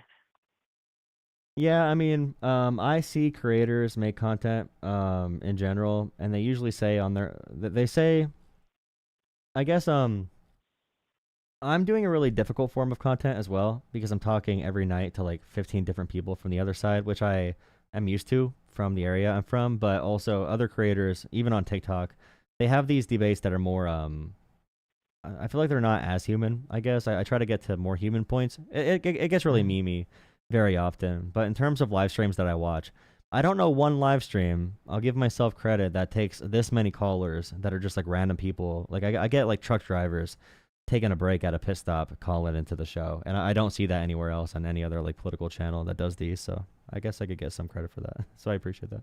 Mhm. And do you agree with the whole defund the police thing? I don't think people who even said defund the police really believed it. Maybe some percentage of them. So to speak their language, what they mean is instead of giving like the police departments a $50 billion budget, we should use a couple $1 billion for social work and for mental health services because one of the big numbers I saw at some point was um, many crimes like domestic violence have calls that come before the actual violent event takes place. So there might be like a mental break or some type of dispute that turns into a big argument that happens before a murder or before like a battery or before something insane happens. And having preventative measures, even at the level of elementary school and middle school and high school, among a kid's development, that can lead to a huge decrease in crime. So it would make a police officer's job easier. Now, some liberals, or not liberals, these are more so like socialist types that would believe in defund the police. They would say, instead of sending a cop to all these situations, let's send a social worker. Now, that can be true in some cases, but there are also some cases where you need a cop there, or they send a social worker and a cop. That's a model that has worked a lot of places, having a social worker and a cop, because cops probably should not have the job of both a social worker and a cop. And like funding things like education really lowers the crime rate. Funding opportunities lowers the crime rate. You take the crime rate and convert it into opportunities. And over policing contributes to the problem a little bit. So defund the police. I would never say that. I would never agree with it. What Biden and Harris said in office is probably what I agree with, where they said, we need to fund other services around the police, including mental health, including social workers, but we also need to be funding the police itself along with that. We should not be over militarizing the police, but we need to make sure we give the police more resources to do a better job without guns as much as possible, and also resources to the social workers and education to make sure we can also solve that issue. So I think, yeah, I think defund the police is misunderstood. I don't use it. I don't really believe in it, but I borrow some points from them. I think they have some good points. Right. And whenever, and also the whole, sorry, I'm thinking of a question to ask. What is your take on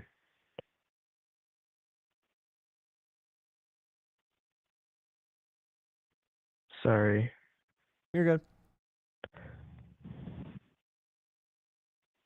And if you need, we have that Discord too. If anyone wants to join it, Discord in my video description or under my stream descriptions, you can join Discord. Look at my latest video on my channel. Go to the description, join Discord. We have people in there that want to talk to everyone.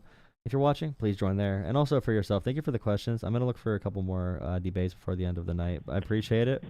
If you can join Discord too. Every night at some point there's people in there talking. Not right now, but at some point. If you ever want a group to talk to about this kind of stuff. I got one more question. Oh yeah, go ahead. What is your take on abortion?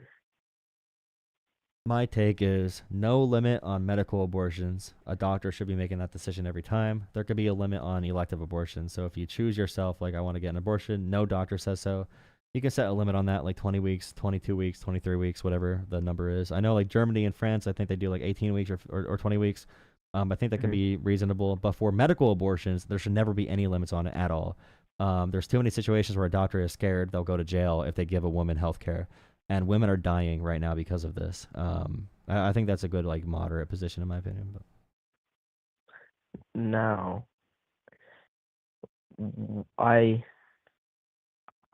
so one side argues that it should be outright banned and no one should be allowed to do that. Why do you say that's wrong? I appeal to Saudi Arabia and Qatar and authoritarian countries that don't allow things like abortion. They're fundamentalist theocrats and authoritarian dictatorships typically. Very regressive with freedoms. They're very backwards with how they treat women in general in society. And the same religious leaders that use abortion as a political tool also feel women should be subservient to men. So it's along that same line where they want to control women. Christianity and abortion is complicated. Before the 70s, abortion was never tied to religion in America. But after the civil rights movement in the 60s, conservatives used abortion as an issue to really get evangelicals and very religious people mad about something to galvanize them as a voter bloc to combat the new voter bloc the Democrats got with black voters. So yeah, it was born from political necessity from the right, and it became somewhat of a cult talking point.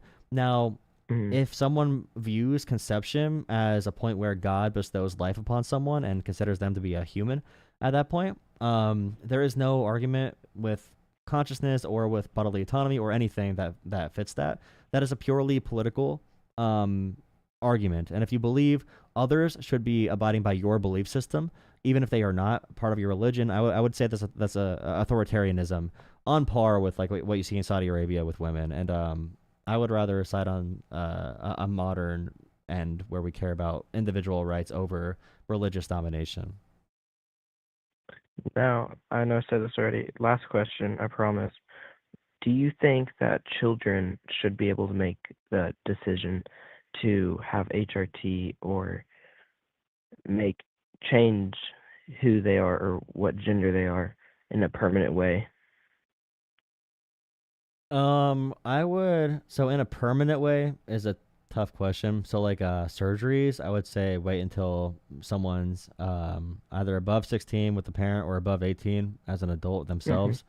So I would definitely say nothing like that for any like minor. But when it comes to chemicals or hormones, I really don't know. At what age? I don't know enough about it. I know there are experts and psychologists who work on this who sometimes it's good to appeal to people who understand it more than I do on like what the regimen is that helps people live longer if they're diagnosed with gender dysphoria or if they are trans. So yeah, I don't know how I feel about like puberty blockers. I don't know how I feel about like hormones at what age.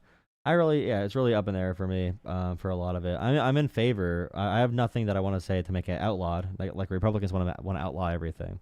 But I'm waiting like whatever the But medical you're experts saying recommend. they for that, want I'm to fine with. outlaw it for everyone? Well, they want to outlaw. They do want to outlaw it for everyone. They pretend it's about kids, but they want to ban it in general, like gender affirming care. In red states, they try to ban it all the time. For any age, they'll say like, oh, it's only about 18 and up. It's not really about that. They really don't care. There's a reason they ban trans people in sports in states where they have 0 trans athletes. It's a culture issue. It's a political issue for them. Do you think that's wrong that trans athletes are getting banned from events? Do you think that's not fair? I think it's wrong that states are having big government bans on trans people in sports. I don't think it's wrong for an athletic conference or a league to say, hey, for this competitive league, we're not going to allow someone who just transitioned to play in the other sport. I think that's completely reasonable, and some liberals might get mad at me for that take, but we should have spaces that are co-ed for men, women, whoever, to play sports for socializing, for having a good time, because that's what sports are supposed to be for. And for like the competitive sports in high school where Julia thinks her little boy is going to be the all-star QB for the Colts someday in the NFL, and she thinks her 5'7" white basketball player in the middle of rural Alabama is going to be an NBA player someday because they feel like they're going to get a scholarship for their kid. There could be a space for that, but along the lines of being reasonable about competition, no one, in my opinion, no one ever makes trans sports the number one issue unless if they hate trans people and want trans people to not exist. Because anyone that is like myself, for example, where I can say there are going to be physical differences, obviously, and trans people know that too. Obviously, you can make rules around that if you really want to as an athletic conference. But I would never use the big government to come down and say, hey, this person is going to be out of this sport now, according to the big government. We could have other solutions and give everyone a place in a home in our communities. You can do this in a humanizing way that respects trans people, that respects things like freaking pronouns that make conservatives want to shit themselves. You could be a decent person and have actual concerns. But the issue is anyone that runs on transports as the number one issue is always a dick. They're always a dick muncher. So. Okay, well, if you will not take up any more of your time, thank you very much. No, I appreciate you watching the show. I appreciate the questions. I hope you have a great night, man. And last thing, you absolutely owned that last guy or 2 guys ago. I did what? Owned. I forget which one he was. He was just crashing out for no reason, or because he was wrong. Oh. Yeah, I stay really monotone in those conversations too. So when they say, "Why are you crying? Why are you getting emotional? Why are you crying?" I'm like, "What? I'm trying to talk to you, brother." Mhm. It's like they're just like, yeah, they're going Yeah, it was crazy. 10 out of 10 rage bait. All right, yeah, yeah, definitely. All right, appreciate Okay, that, man. see ya. Thank you. See you. Oh crap. I'm the good little liberal, guys. I'll do one more call, guys. One more call. Gotta wake up tomorrow. Gotta grind. Thank you again, Sprig. If Sprig's here, thank you for $5. Thank you for $5, Sprig. $5. My jaw, guys. Who's new to the channel? Really quick, I'm gonna read chat for a second before I take another call. I'm gonna read chat. We're winding down tonight. We're winding down tonight. Jolah, tell Tina this is live. It is live. You're new. Thank you for joining us. I do this most nights. I'll be on tomorrow night and Monday night as well. I'll be traveling from Tuesday to Sunday though. I might try to take some type of setup with me to stream a little bit when I'm traveling. I might not be able. Thank you so much, Portia, for $5. Thank you so much for $5 in Cash App, Portia. Thank you. Thank you, Portia. Yeah, I don't want to miss that many days because I'm getting some momentum on my channel again, but I'm off and on. I do a lot of different jobs. Busy. But anyways, thank you for joining me. At this time of night, I have to wind down because I have a condition called TMJ where my jaw dies and my jaw gets really tight. So I start not being able to pronounce words and get my jaw to move to talk quickly without doing a massage. So I usually have to go to bed because my jaw hurts. And all these people in the chat make fun of me for saying my jaw hurts and my jaw is tired. They're like, "Hey, why is your jaw tired?" And I never tell them why. Because they'll make fun of me. All right, one more caller. Thank you for joining me. Drop a like, comment, subscribe. Hope to see you around again. Join Discord. I don't know. Who knows? We are 140 subscribers away from 28,000. Getting pretty close. Call from. Whoa, Bob.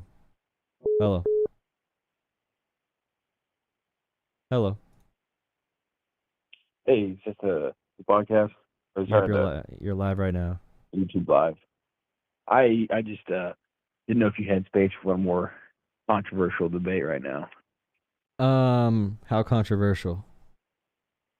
Well, I'm not sure the nature of your viewers or what their typical standpoints are, but basically my viewpoint was very strongly that the United States shouldn't accept immigrants in. I think it should be essentially a nationalist country where races stick to their own nations. I think that pretty strongly, not in like a racist way, but I just think it's the most efficient way to live. I don't understand why America,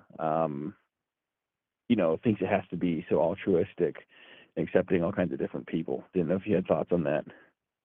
The reason America is great is because America is a pioneer country. It's a pioneer state. America takes the best talent from across the world, the best people from across the world, fleeing persecution, and they make the best out of it. That's why America has been great.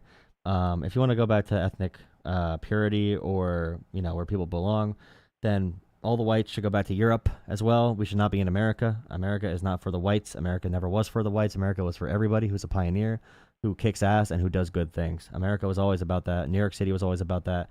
The West was always about that. The South was always about that. Every place in this country was pioneered by people searching for a new life and coming from around the world. That's why we don't have it like an American other than indigenous or Native Americans. Everyone here is considered Irish or Polish or, Ukrainian or whatever. We're from Europe. You can go back to Europe. Are you saying we should go back to Europe if you're white? I had thought about that argument in that sense. Like, yeah, obviously, that's a great point. Germans should go back to Germany, Irish to Irish, and so forth. But just seeing the cultural inefficiency of it, like multiculturalism, I think inherently has issues to it. Just for instance, like growing up in a state where you have, half whites, half Hispanics, or let's say an individual town, you're gonna have a neighborhood of whites who has a totally different culture than Hispanics. I love Hispanics, but you're gonna have differences. The whites, 8, 9, 10 o'clock, they're in bed.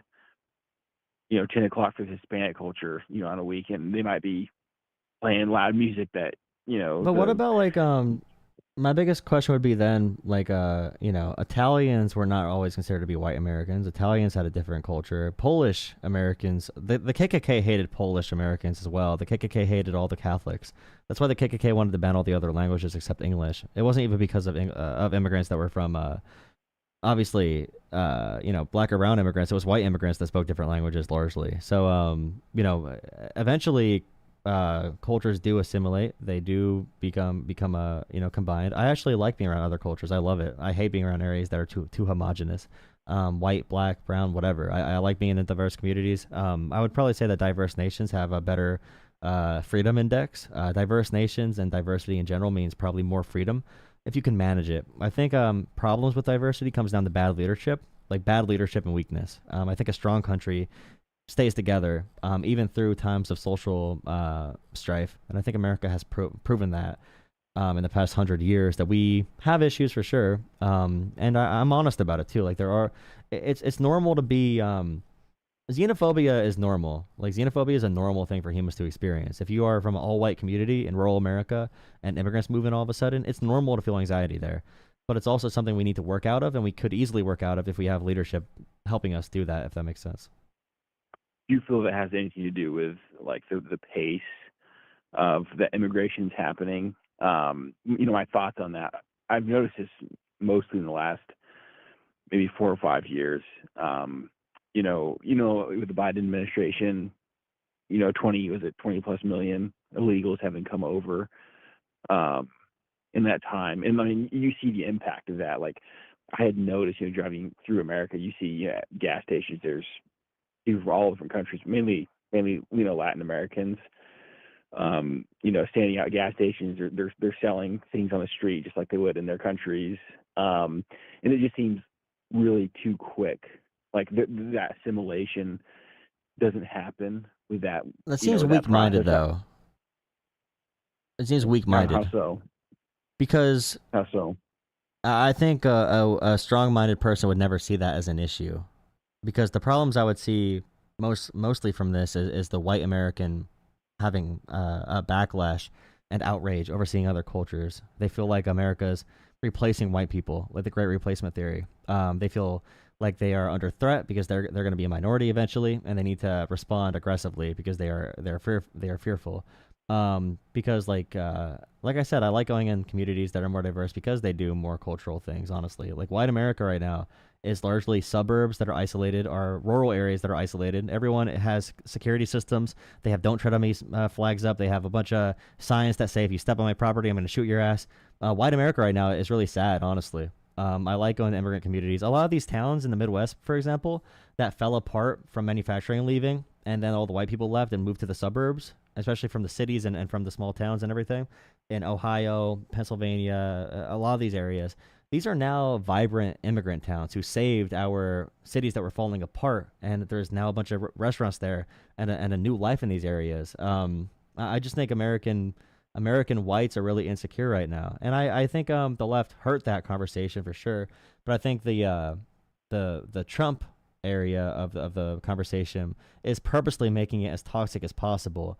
And I just think that America's greatest strength is being able to handle diversity. Diversity is a challenge. It is a challenge, but I also think it's one of the reasons we're the longest lasting democracy in the world is because we found a way to work with it. Yeah, no, that I think diversity does have, some wonderful things about it. The appreciation of other cultures. I just don't see it as necessity or necessarily what made America great. I look at it as Anglo-Saxon roots, the WASP, white Anglo-Saxon Protestants. I think that's what allowed a constitution to form like the United States, with having such strong checks and balances. And I think America would be powerful if, if not even maybe a little more powerful, you had it stayed homogenous. Well, think about this. Oh, sorry. Oh, that was it. Yeah, just think about how right now our largest economic producer in America is California. I think they're like the fourth biggest economy in the world. Like, it's actually crazy. And the city names in California, San Francisco, Los Angeles. In Nevada, we have Las Vegas. These our most powerful economic centers, some of Texas as well, are powered. But talking about California, like, these are areas named in other languages. These are areas fueled by other cultures and other languages. I just look at the Olympics. Even the Olympics, we have the best of everywhere. Like, you'll have people from every background participating in events, and we dominate because of that. And I think that's a beautiful thing. I think it makes America stronger, and I think it is a necessity for us to beat China. We need researchers. We need hardworking people for base level manufacturing, and all the way up through the career chain to do these jobs and to bring their value to America. There's some people that are fleeing dictatorships. Like, I hear stories about like immigrants who are being tortured by Maduro or something, or they're being tortured in Venezuela in a dictatorship, and they go through all these different challenges to get their themselves and maybe their like son or something to America. And I'm like, this guy survived going through multiple countries, multiple drug cartels. They somehow found their way to America, and now they're working their ass off in the sun for pennies on the dollar to have a chance at a better life. And I'm like, that's the kind of freaking person I want in this country. That's the kind of person I want on my team in all these discussions. I know we have some people born in America and they're given privilege just because they're born here, because they're born to a certain cultural background or ethnic background.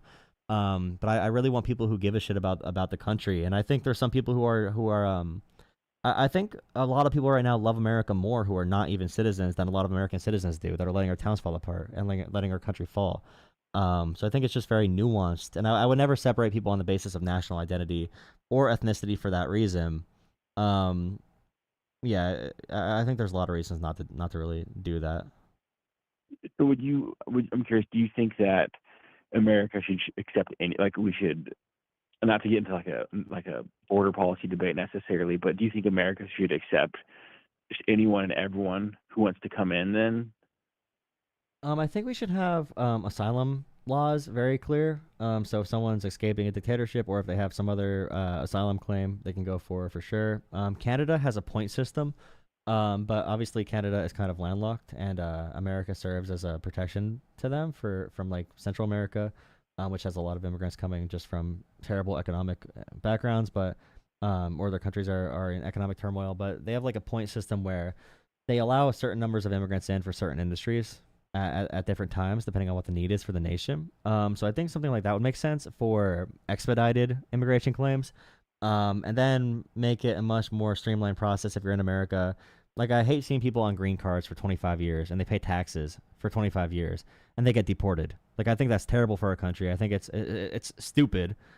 It's very dumb. I want a path to citizenship for them that makes sense, and and for dreamers, for DACA. So I would say like border policy would be something like what I said as well. But yeah, there's some nuanced ways to do it, but none of the conversations can really happen if we focus on identity issues and identity politics. And I think Trump focuses almost solely on identity politics, and it kind of kills the conversation for the policy we focus on. Well, I know I've spoken quite a bit here. I appreciate you taking the call. Do you have any further conversation on the topic? I'll call in maybe at a later point, but I know I've taken my time here. No, I appreciate the questions. I hope I can move you on this. I'll make some passionate pleas to move you over. But also, if you have Discord at all, I know I have a couple mods who love talking about issues like this, that would love having conversation if you get bored one night. So my Discord's in my video description and my channel description. For anyone looking for it, go on my first video, look in the description, join Discord for anyone that wants to talk, including our current caller. But yeah, thank you for the talk. Okay, thank you. All right, see you. I'm gonna start converting even the nationalists, bro. I'm gonna convert everyone to neoliberalism, dude. Please comment, drop a like, Please comment, drop a like, subscribe. Thank you for watching the stream, guys. I appreciate you watching. With this setup, can you see the Jolah Politics down here with the chat up? Because I tried making it so that there's like a blur at the top and bottom, and then this being above the chat. But I want to make sure this is seen so I can get money from people. Because I'm here to make money. I don't care about politics, dude. Duh. I need 3 more likes. Wait, no. I'm at 193 likes. 193. I need 7 more likes. 7 more likes for 200 likes.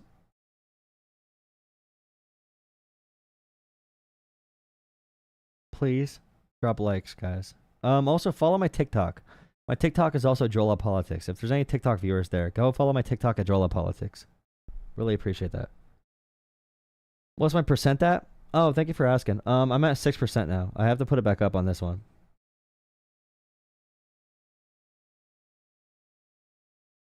Cool.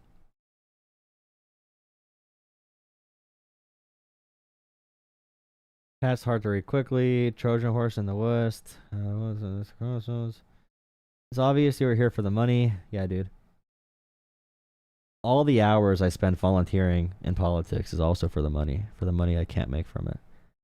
To be honest, if I wanted to make money, I would quit all of my volunteering. I would quit all of my advocacy. I would focus on just making money on here. I'd be a pure grifter.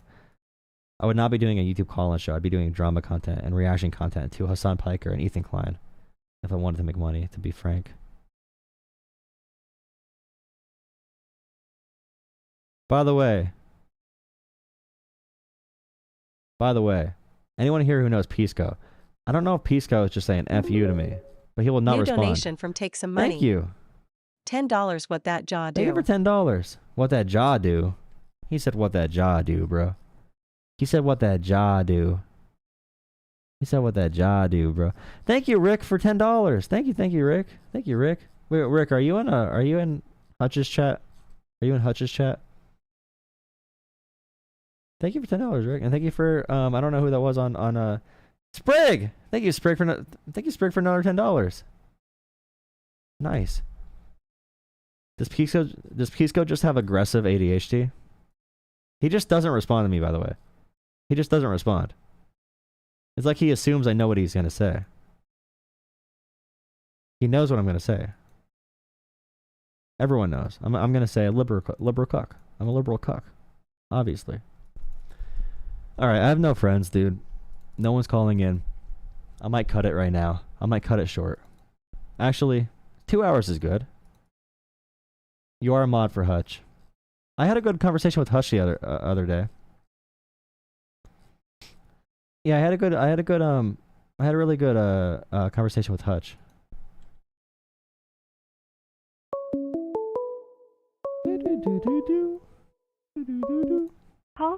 I called into his show. I forced my way in there. Hello?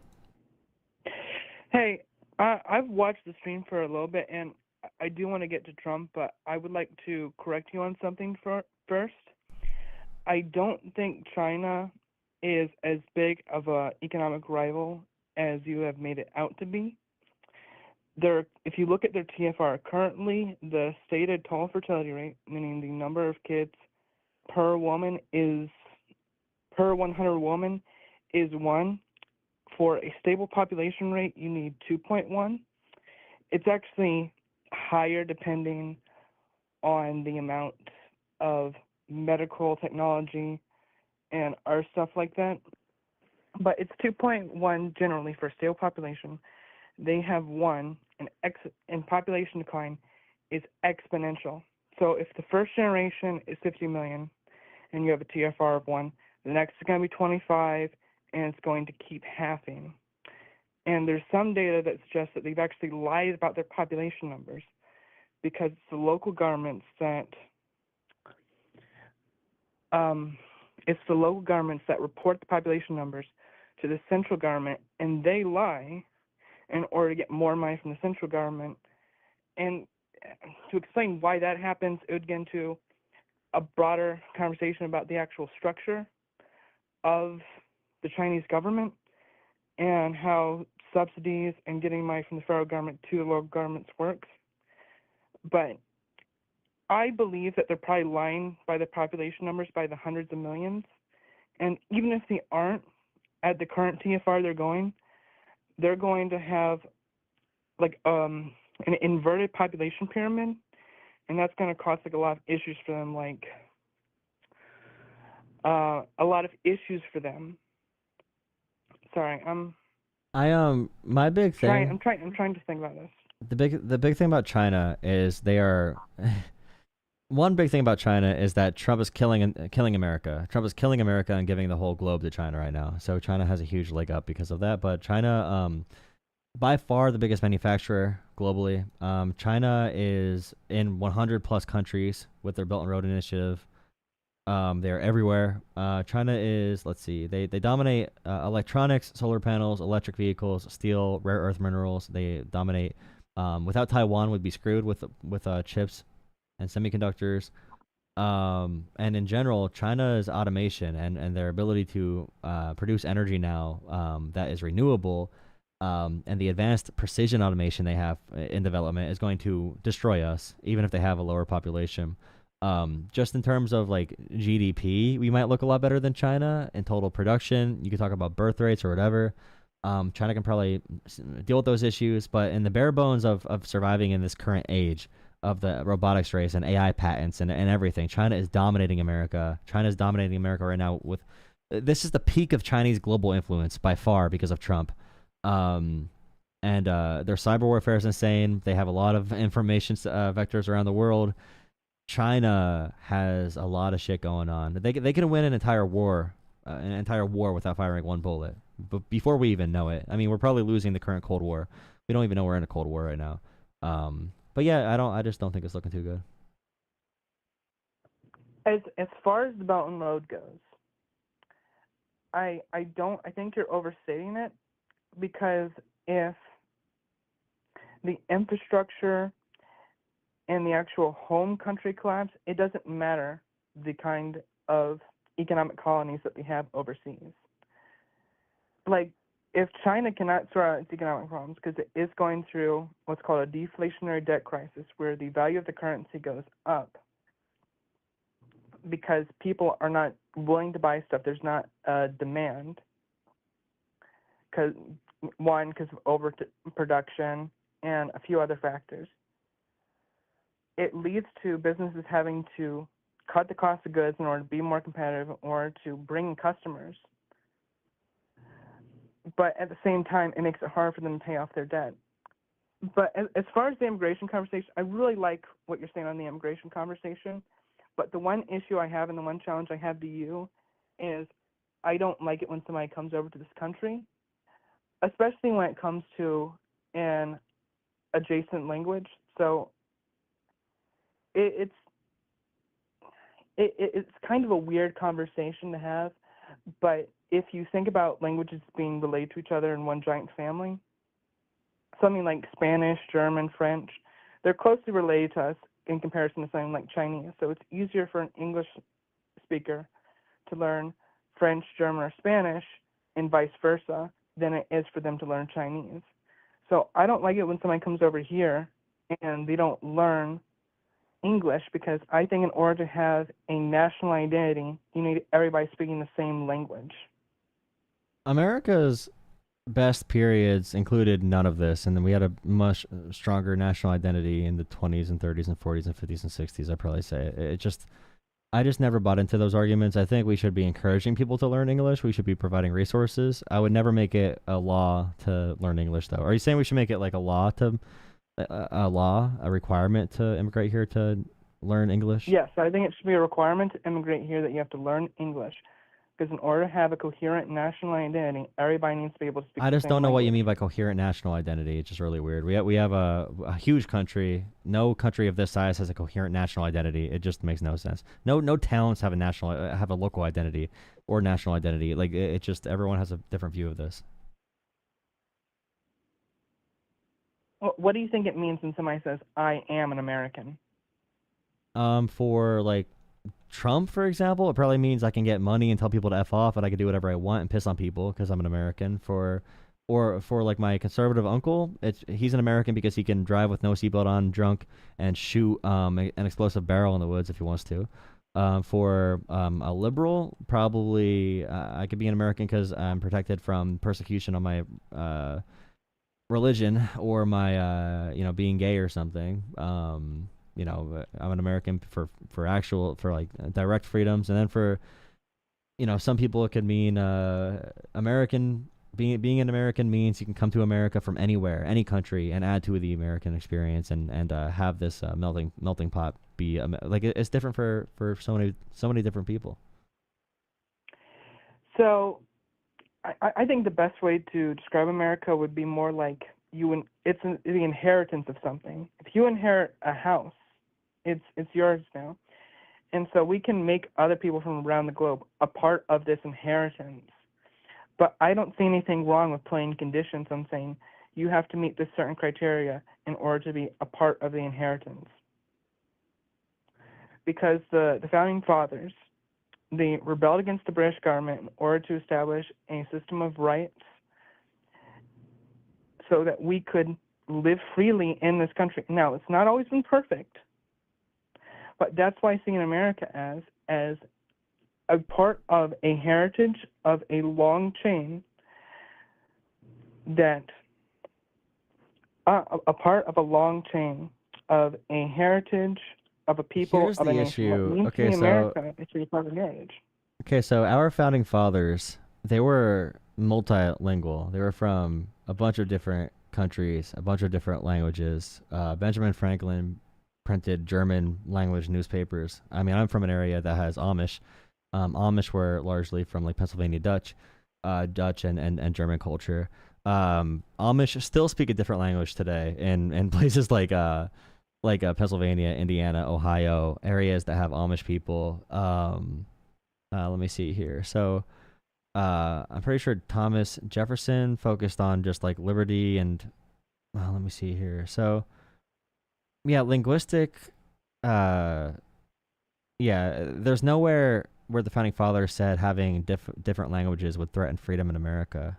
I feel like our founding fathers would have thought about it at all, probably if that were to be an issue.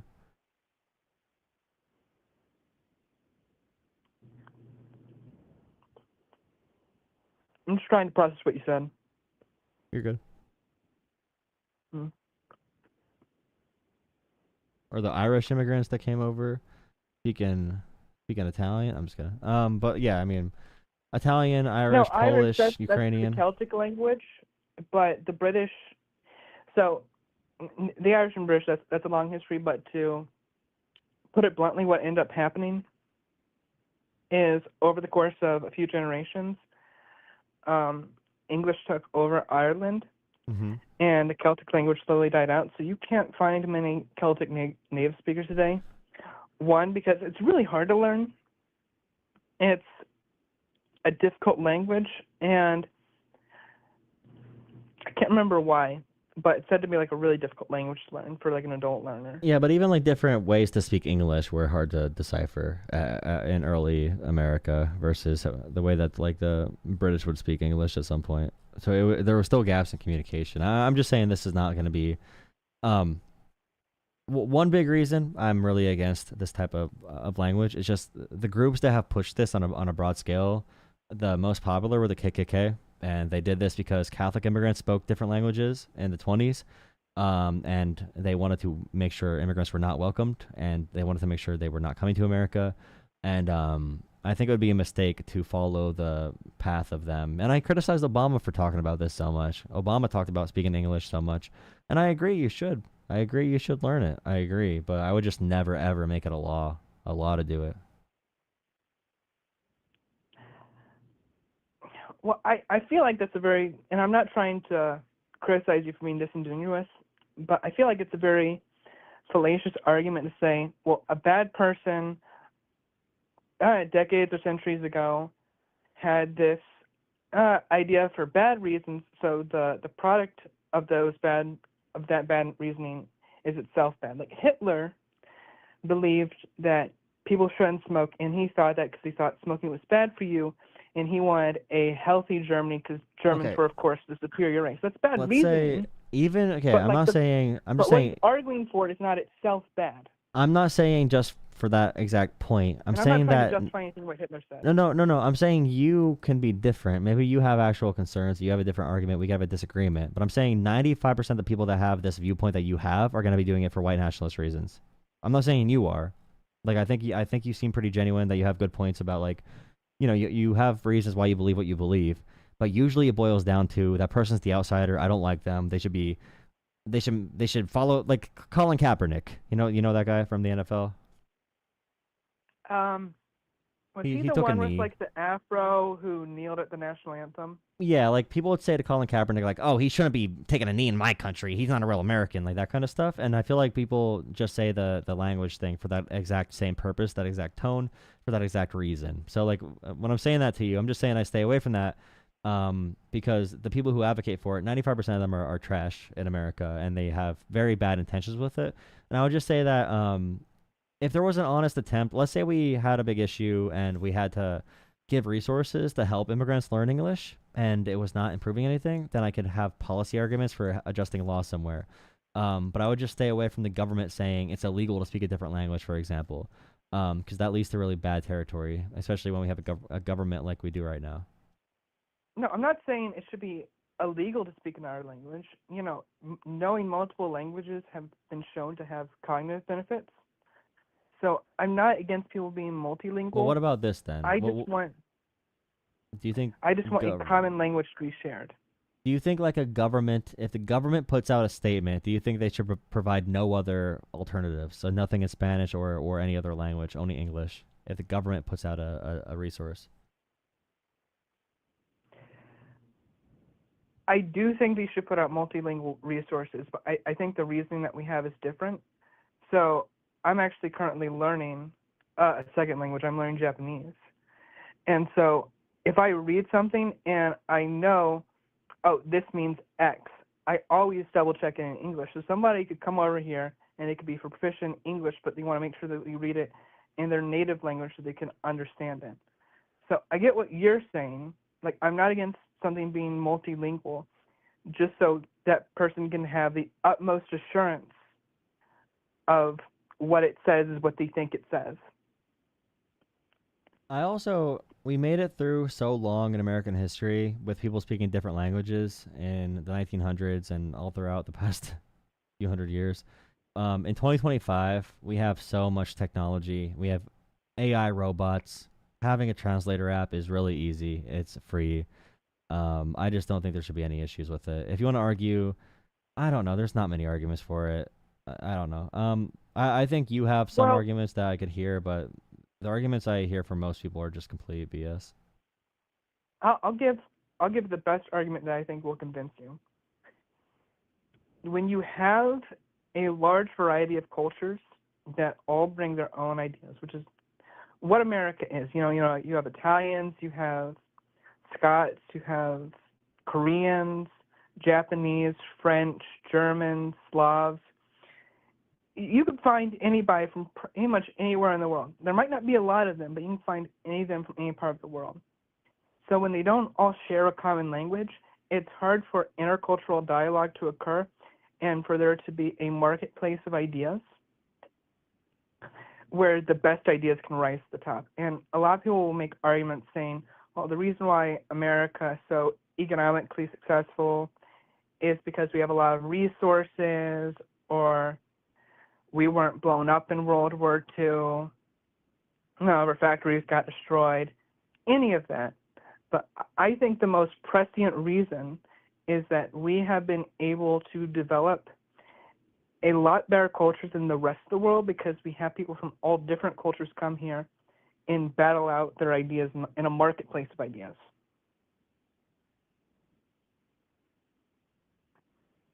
I just think there's other ways to communicate in different communities. I don't know. It's hard. I was just in New York City, for example, visiting. And I went through a few of the different like Chinatowns and different towns they have there for different cultures, and I don't know. I enjoyed seeing different languages. I thought it was really cool. I thought it was pretty awesome. I like America for that reason. I don't want to kill America. I think doing policies like this kill America and kill the American spirit, to be honest. But we can just agree to disagree for right now. I'm a little tired right now too, so I can't really give you a best rebuttal. So I apologize for that.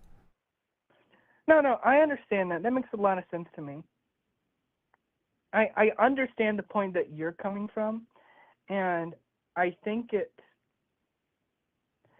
why find a lot of the issue is in modern politics is that it used to be that people shared the same principles, but they applied that principle differently. I think we're just coming at this with two different principles, and so we can't really find any space to agree.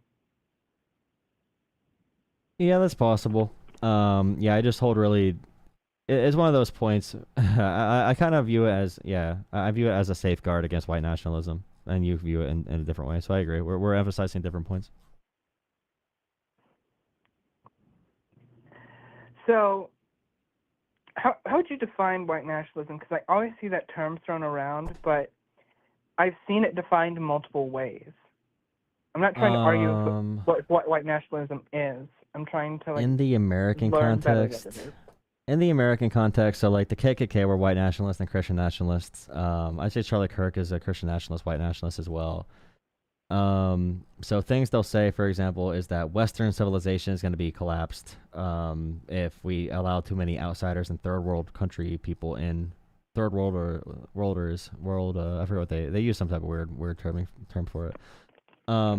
But yeah, they view it as, America should be the perfect Christian country, the perfect American, the perfect Western civilization country. Then they start expanding the definition of like what is going to hurt that civilization.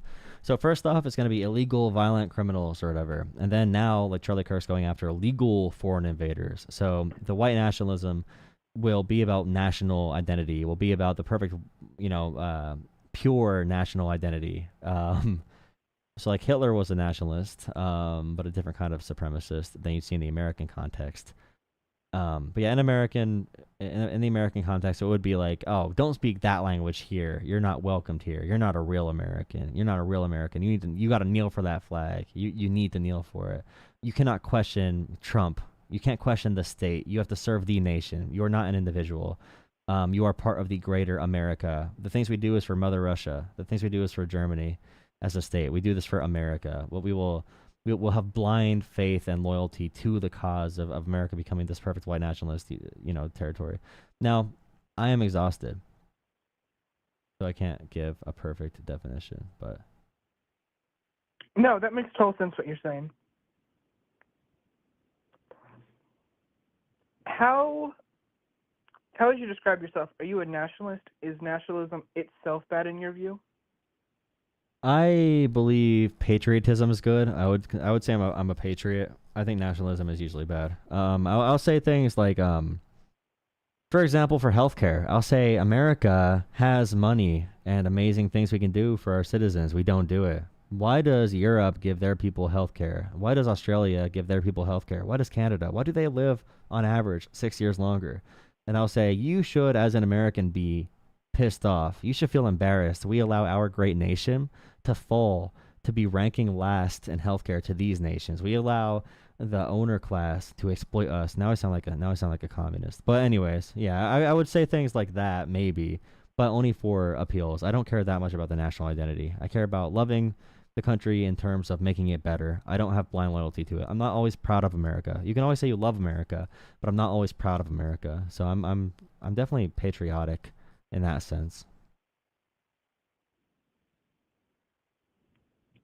I mean, how I would personally define just nationalism itself is a love and a belief that your country is the best country. And I don't think that necessarily includes racism, right? I think you could believe that your country is the best country without saying another people are inferior. Because there are some things that are better than others. There are some cultures that are better than others. For example, some cultures think that child marriage is okay. I don't think child marriage is okay. I think a culture that says child marriage is not okay is better than a culture that says child marriage is okay. I think a country that says child marriage is not okay is better than a country that says child marriage is okay.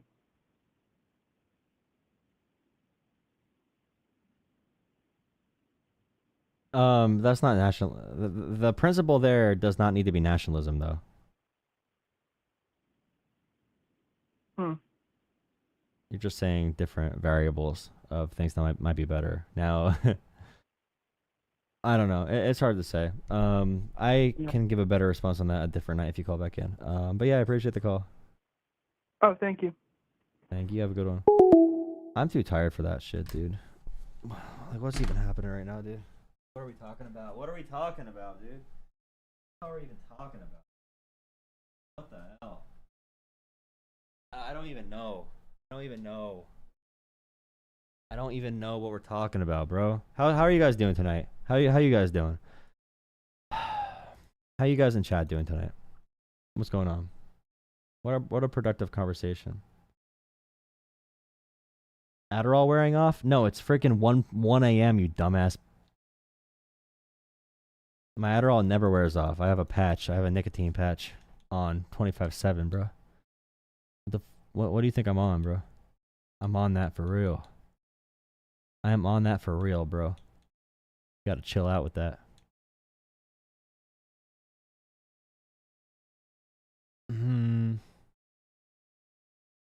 Lots of coke. Lots of bots and NPCs in chat. That is true. Thank you so much for $5. Solstice, thank you so much. I appreciate it. You subscribe to my channel. I appreciate you. I respect how you stay so chill when dealing with these MAGA. Hey, I appreciate it. Yeah, I try to do this pretty often. Thank you for joining me. We're gonna be chilling out right now because I'm getting tired. So I'm probably just gonna chat about a bunch of nonsense for a little bit. So I'm done doing the main calls. If you guys want to go to bed, don't feel pressured to stay. I'm just hanging out. Might play a couple of video games. But yeah, thank you for that. Talking to so many people, you can't get mad. It feeds into what they want too. They want you to have a reaction. Even at protests, like at a protest, I'll see a MAGA person come up and they will yell super loud, try to be the center of attention. And the liberals at the protest, or progressives or socialists, whatever, they'll walk over and give them what they want, give them attention, yell in their face like, "Get out of here, you you Nazi, get out of here." And I try to tell them, it might feel good to yell back at this person, but they want attention. They are in the corner begging for candy from mommy. They want candy. Don't give them candy. They want attention. They're acting out for a reason. They're at the Trump rally, or they're at the anti-Trump protest begging for attention, and you're giving it to them. And when I do my show, I don't want to give that to them. I don't want to give them free dubs, bro. Like, come on. What am I at? What am I? Come on, Mike. Play me for a damn fool.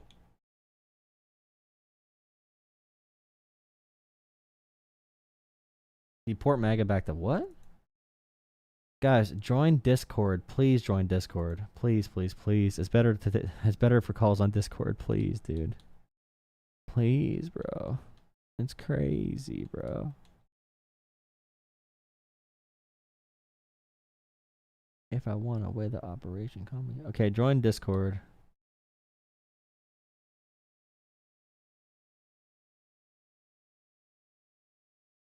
Epoch! I'm so tired my thumb slipped. Thank you, Epoch, for $5. Epoch. Epoch is out here giving $5. Thank you, Cam, for calling me a truth teller. I saw that. Again, go follow me on TikTok. Jolah Politics on TikTok, guys. Thank you so much, Epoch. 19th, yeah. W Epoch's thumb.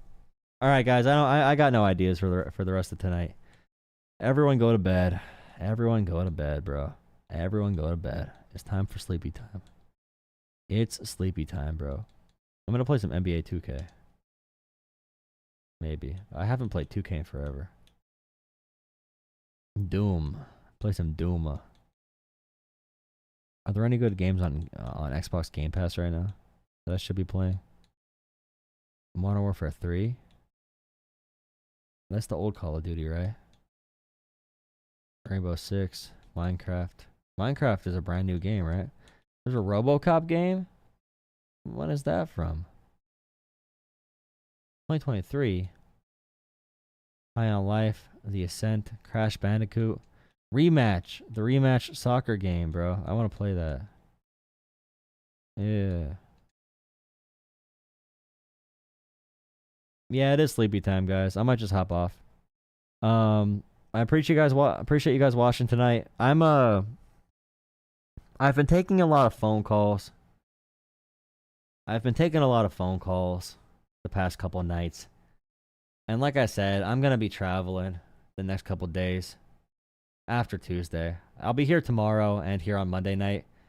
But after that, I'll be traveling. So I'm trying to put some work in every night before other people steal my content model and I get mad that they took it from me. I got to keep on grinding. But I'm taking a lot of phone calls. I'm really tired. I'm going to start acting. I don't drink, but I'm going to start acting like I'm drunk soon and start saying how much I love everyone because I'm so tired. So yeah, you guys go to bed. It's bed by time. You tell the truth? No, I have never played that. Like the subscribe. I wish I had Black Ops 2. I would love to play some Black Ops 2 zombies right now, bro. I don't got it. Call of Duty or Fortnite. Hey, join thank you for $2. Thank you for $2. Do you play COD or Fortnite? I have COD, I think. If anyone in chat is gamers and shit, join Discord. Okay, join Discord. We can get a gaming channel on Discord together. Get a gaming channel. We've played Call of Duty before. So we can hop on and play some of that at some point. Definitely join Discord. Get to know some people. Howard, thank you, Howard, for $5. I don't even. Who are you in chat? Thank you for the coffee. Thank you for $5 for the coffee. Appreciate it. Thank you so much. You guys are too kind. Which one? I have the new Call of Duties on here. I don't know what is it, Modern Warfare 3 nowadays? I forget. I don't remember that shit. I have Sonic the Hedgehog.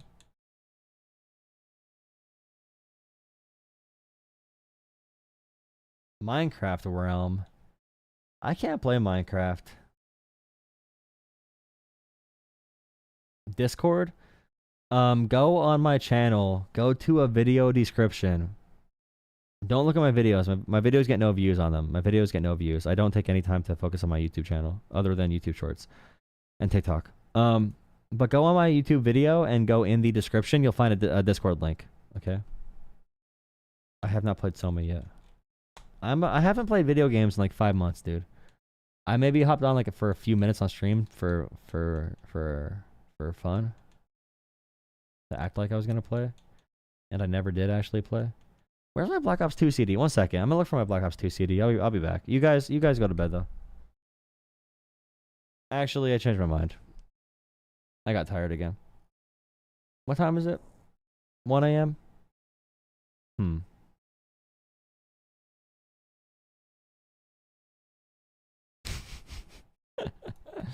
Let me check my subscriber count again.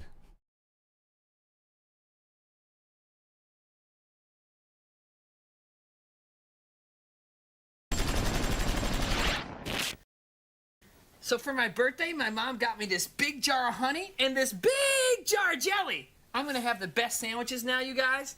Wow, that's really interesting, Timmy. Zach, when's your birthday?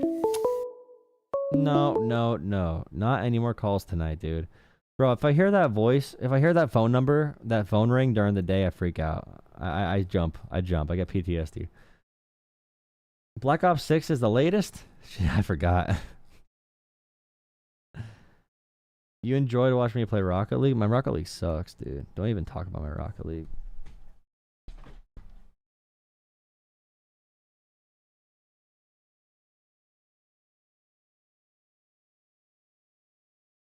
Don't even talk about my freaking Rocket League, dude.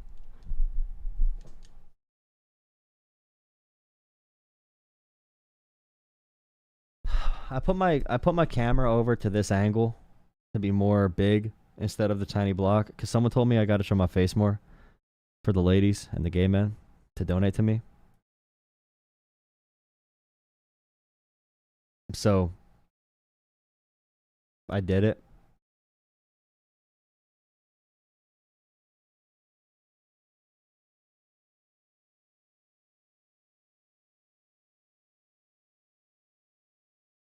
Good night. Who's Trevor?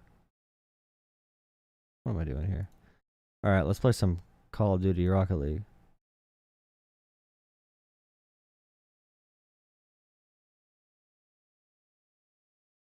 There you go.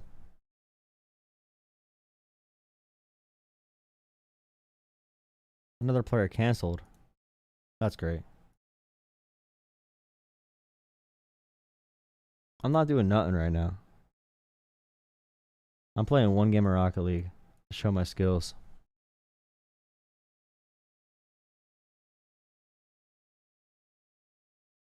Bambi. Oh no. Wait, someone sent me another donation? Bro, I'm just chilling. Thank you for $5, Loretta.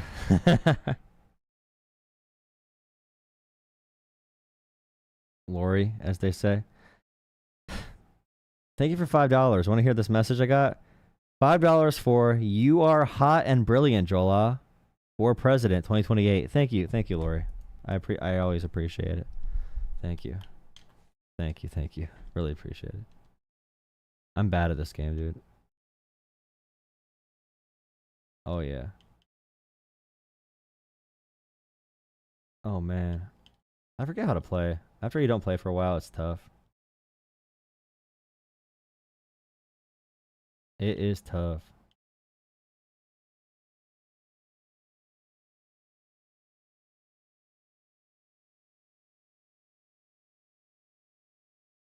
Nice. I have no volume on this. That's not too good. Good shot.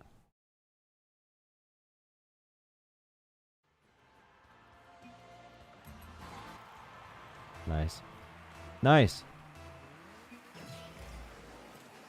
Yeah, you better say my bad, brother. Why is my teammate not there for the follow-up, dude?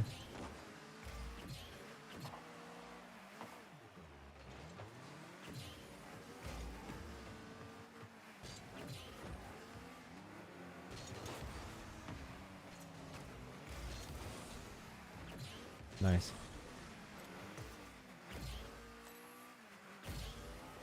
Low-level Rocket League player. Tackles politics. I saw AOC voted today against blocking funding for Israel's Iron Dome. It was a symbolic vote mostly, but very far-left supporters are mad at her for voting against Marjorie Taylor Greene's amendment that would have done nothing. Now, this would only remove defensive capabilities and defensive funding from Israel. Defensive funding for their civilians. But they would obviously say, like, oh, don't fund anything about Israel right now because Israel's doing bad boy stuff. They say, you know, they're doing a genocide, don't fund it. The issue is, you know, as someone who works in, you know, Congress, you need to make choices that are not always going to be good, even morally, for the end of impacting positive change. And you can't do a politically suicidal vote to virtue signal. You should probably be saving votes like that for when it really matters. But the online left does not really care much about political pragmatism. And that's the thing. Like, politics is going to feel dirty. It's going to be dirty. It's going to feel dirty. Like, politics is just going to be that way. And if you can't deal with that, then you don't care that much about people. Because if you don't engage in that nuance and in that, like, really bad politics, then you're never going to impact positive change if you can't work within the game in some way. So it's really difficult. I understand the frustrations. I really do. But you gotta, AOC and Bernie, you gotta be able to take some lead from them. Take some lead. They know better on some, like, don't blindly trust for sure. But you should get the general vibe of what needs to be done based off what they do. You're not gonna get much better than them on this issue at all. You're not gonna. Objectively, you're not going to. Okay, I gotta lock it on Rocket League. This is just like Diamond 2 rank, I think. Yes, teammate. Yes, King.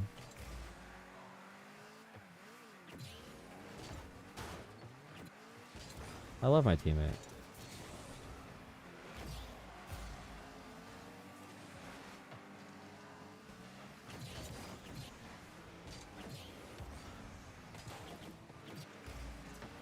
Good hit, buddy.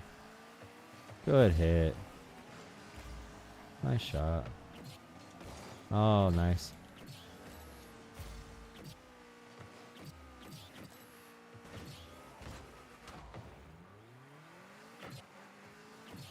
If only I knew how to do aerials.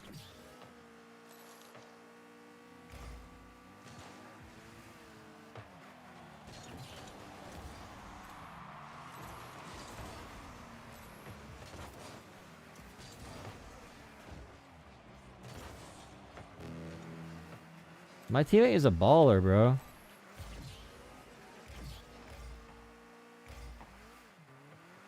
Where are you going? Why aren't you going to challenge that? What are you doing?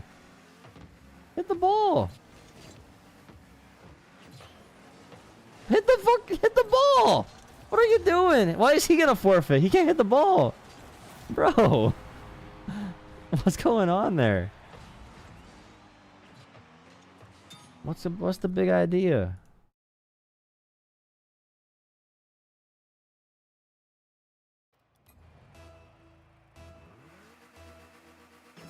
One v2.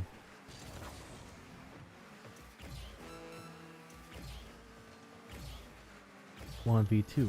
One v2. One v2. One v2. One v2. One v2. One v2. One v2. One v2.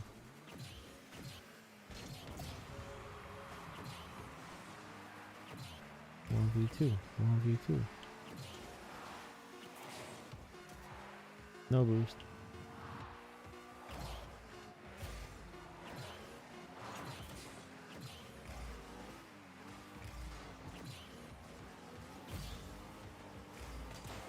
Bang.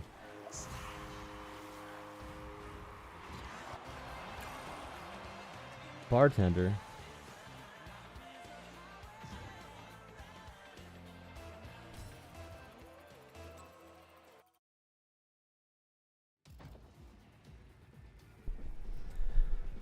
You don't know skill. You don't know skill. That person on my team could not hit the ball once.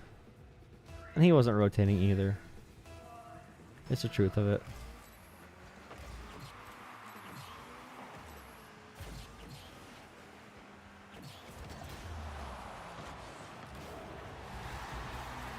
See, that time I wasn't paying attention.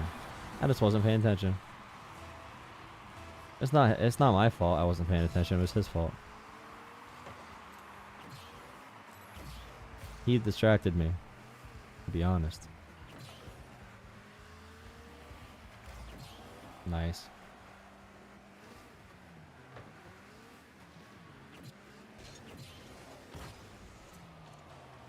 Game sucks. Who's savage? Gay? Who said gay? Why?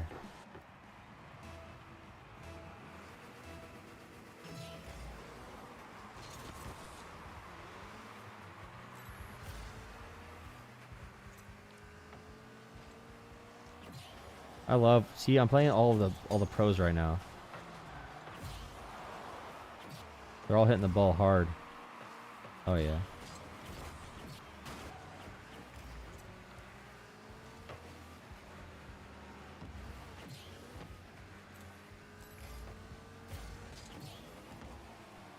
Nice, he hit it.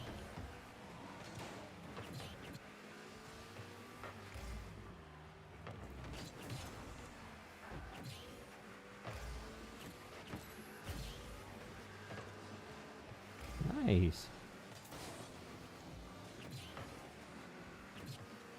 Nice. Flick it. Bop it.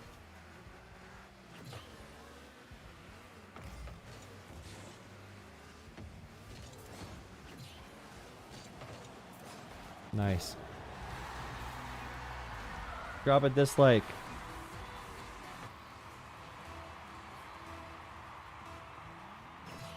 Nice. Why is he back there? I don't get these people. Like, what is my team? I don't get it.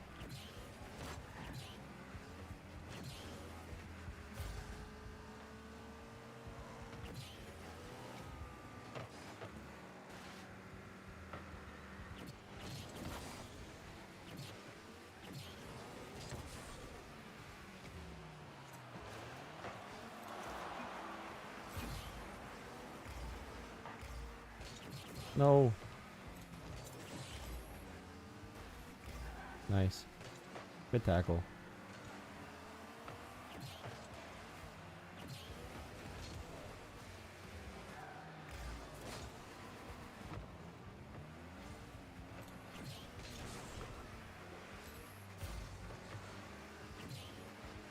Other mama.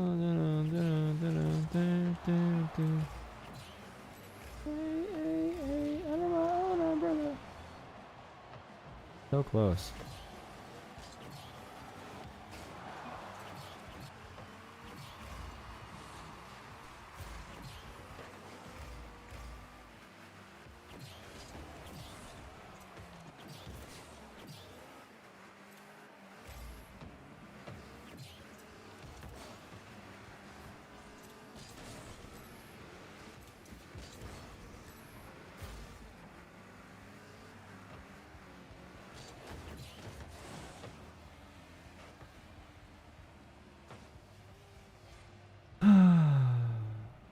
No TDS tonight?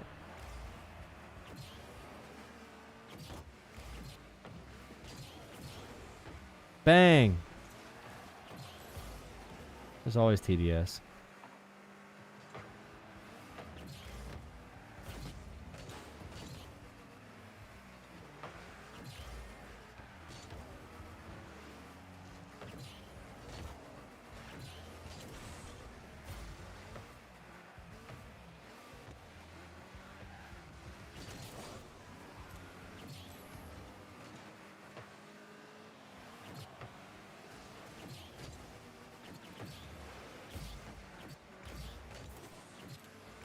Where's my teammate?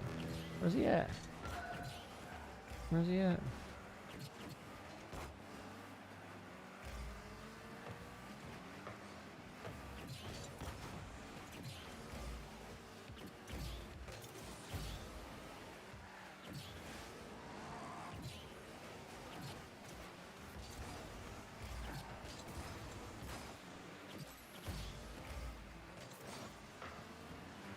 Hit that. Boom, boom, boom. Come on, teammate.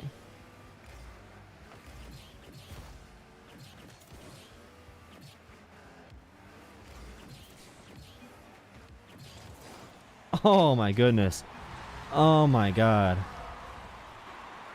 I handled my ball. Look at that. Oh my goodness. He clipped off it.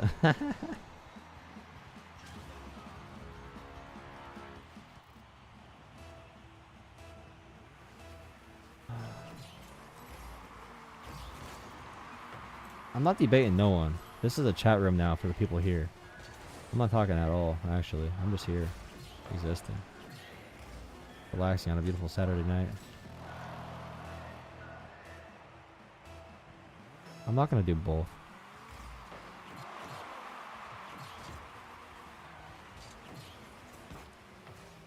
What is my teammate doing?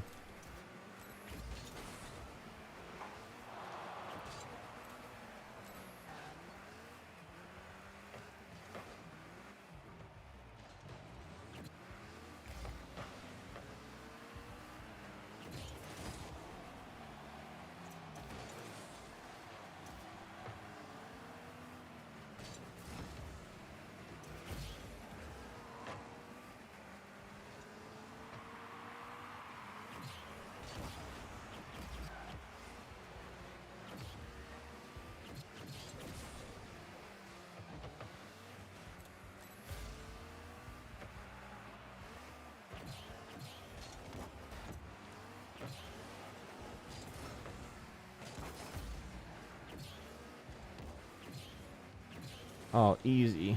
Easy. I'm gonna go till I lose. I'm not streaming anymore, guys. I'm going till I lose. Okay, so you're watching this for fun. I'm not even really doing this right now.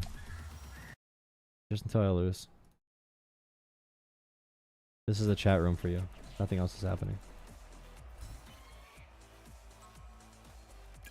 Go until I lose.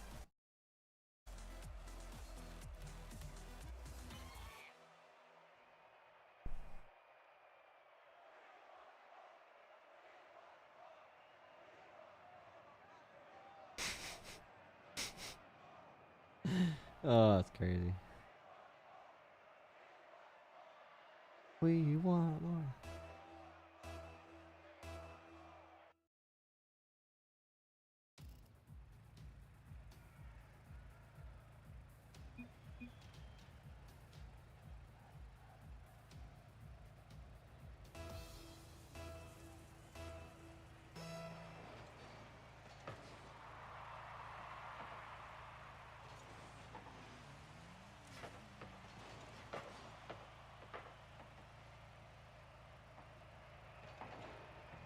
Oopsies.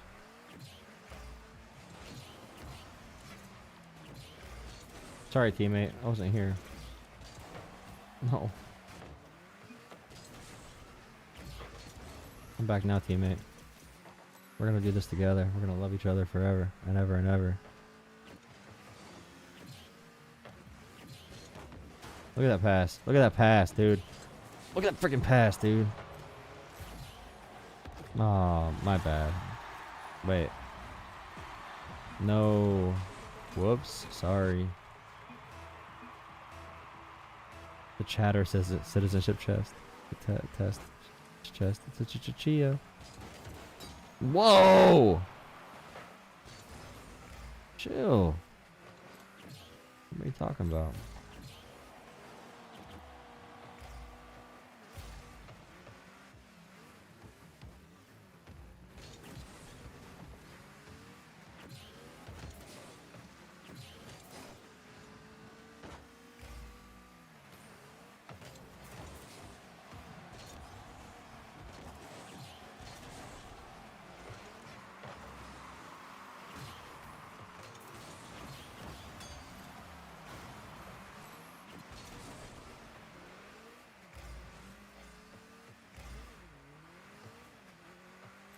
Nice.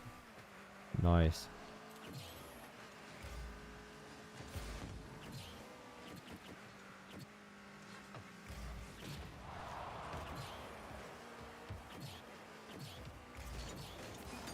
Oh, I freaking messed it up, dude. Teammate.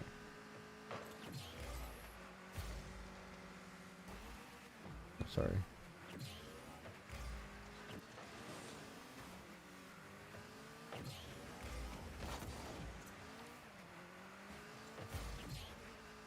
Sorry, teammate. Sorry. Sorry, teammate.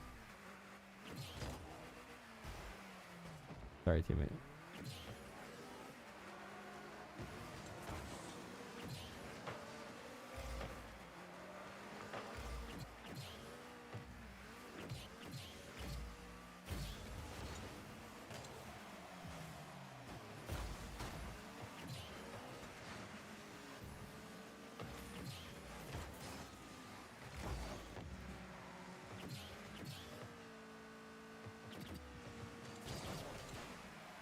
Oh, he owned us.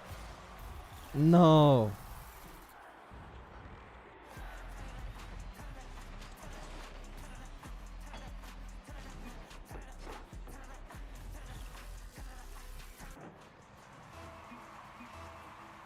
Alright, good night, guys.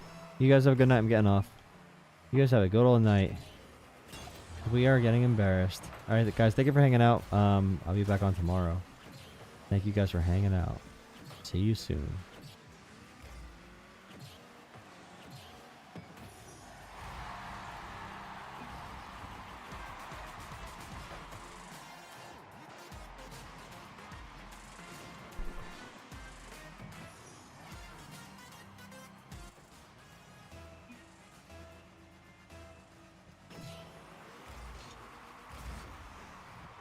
That's a good kickoff.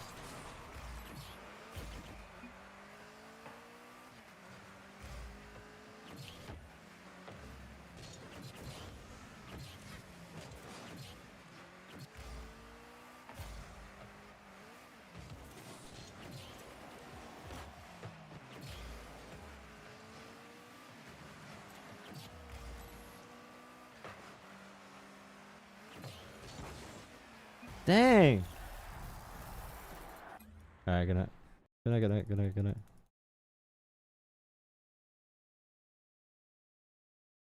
Get off. I told you to leave. I told you to leave. I commanded you. I told you I'm done. I told you to leave. I tell you when to get off.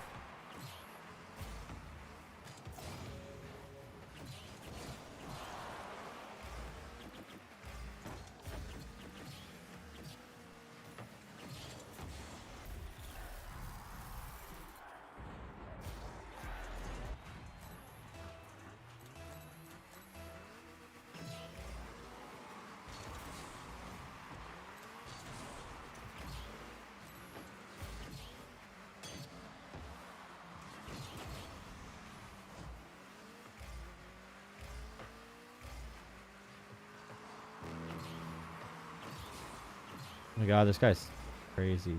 My teammate's awesome.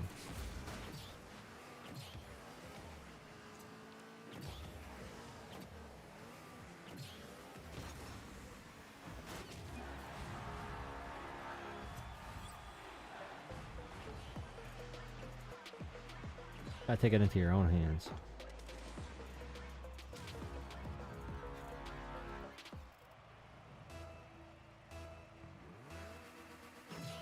I don't follow illegal orders. LOL.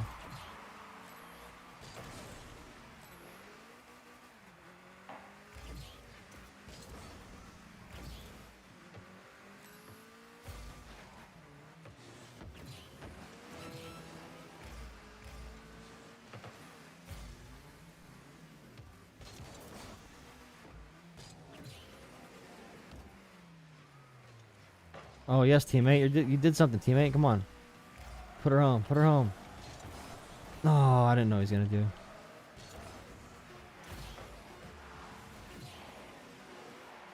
I was in position.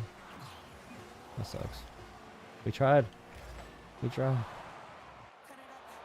All right. Good night, guys. Good night. Have a good night, guys. See you tomorrow. Thank you.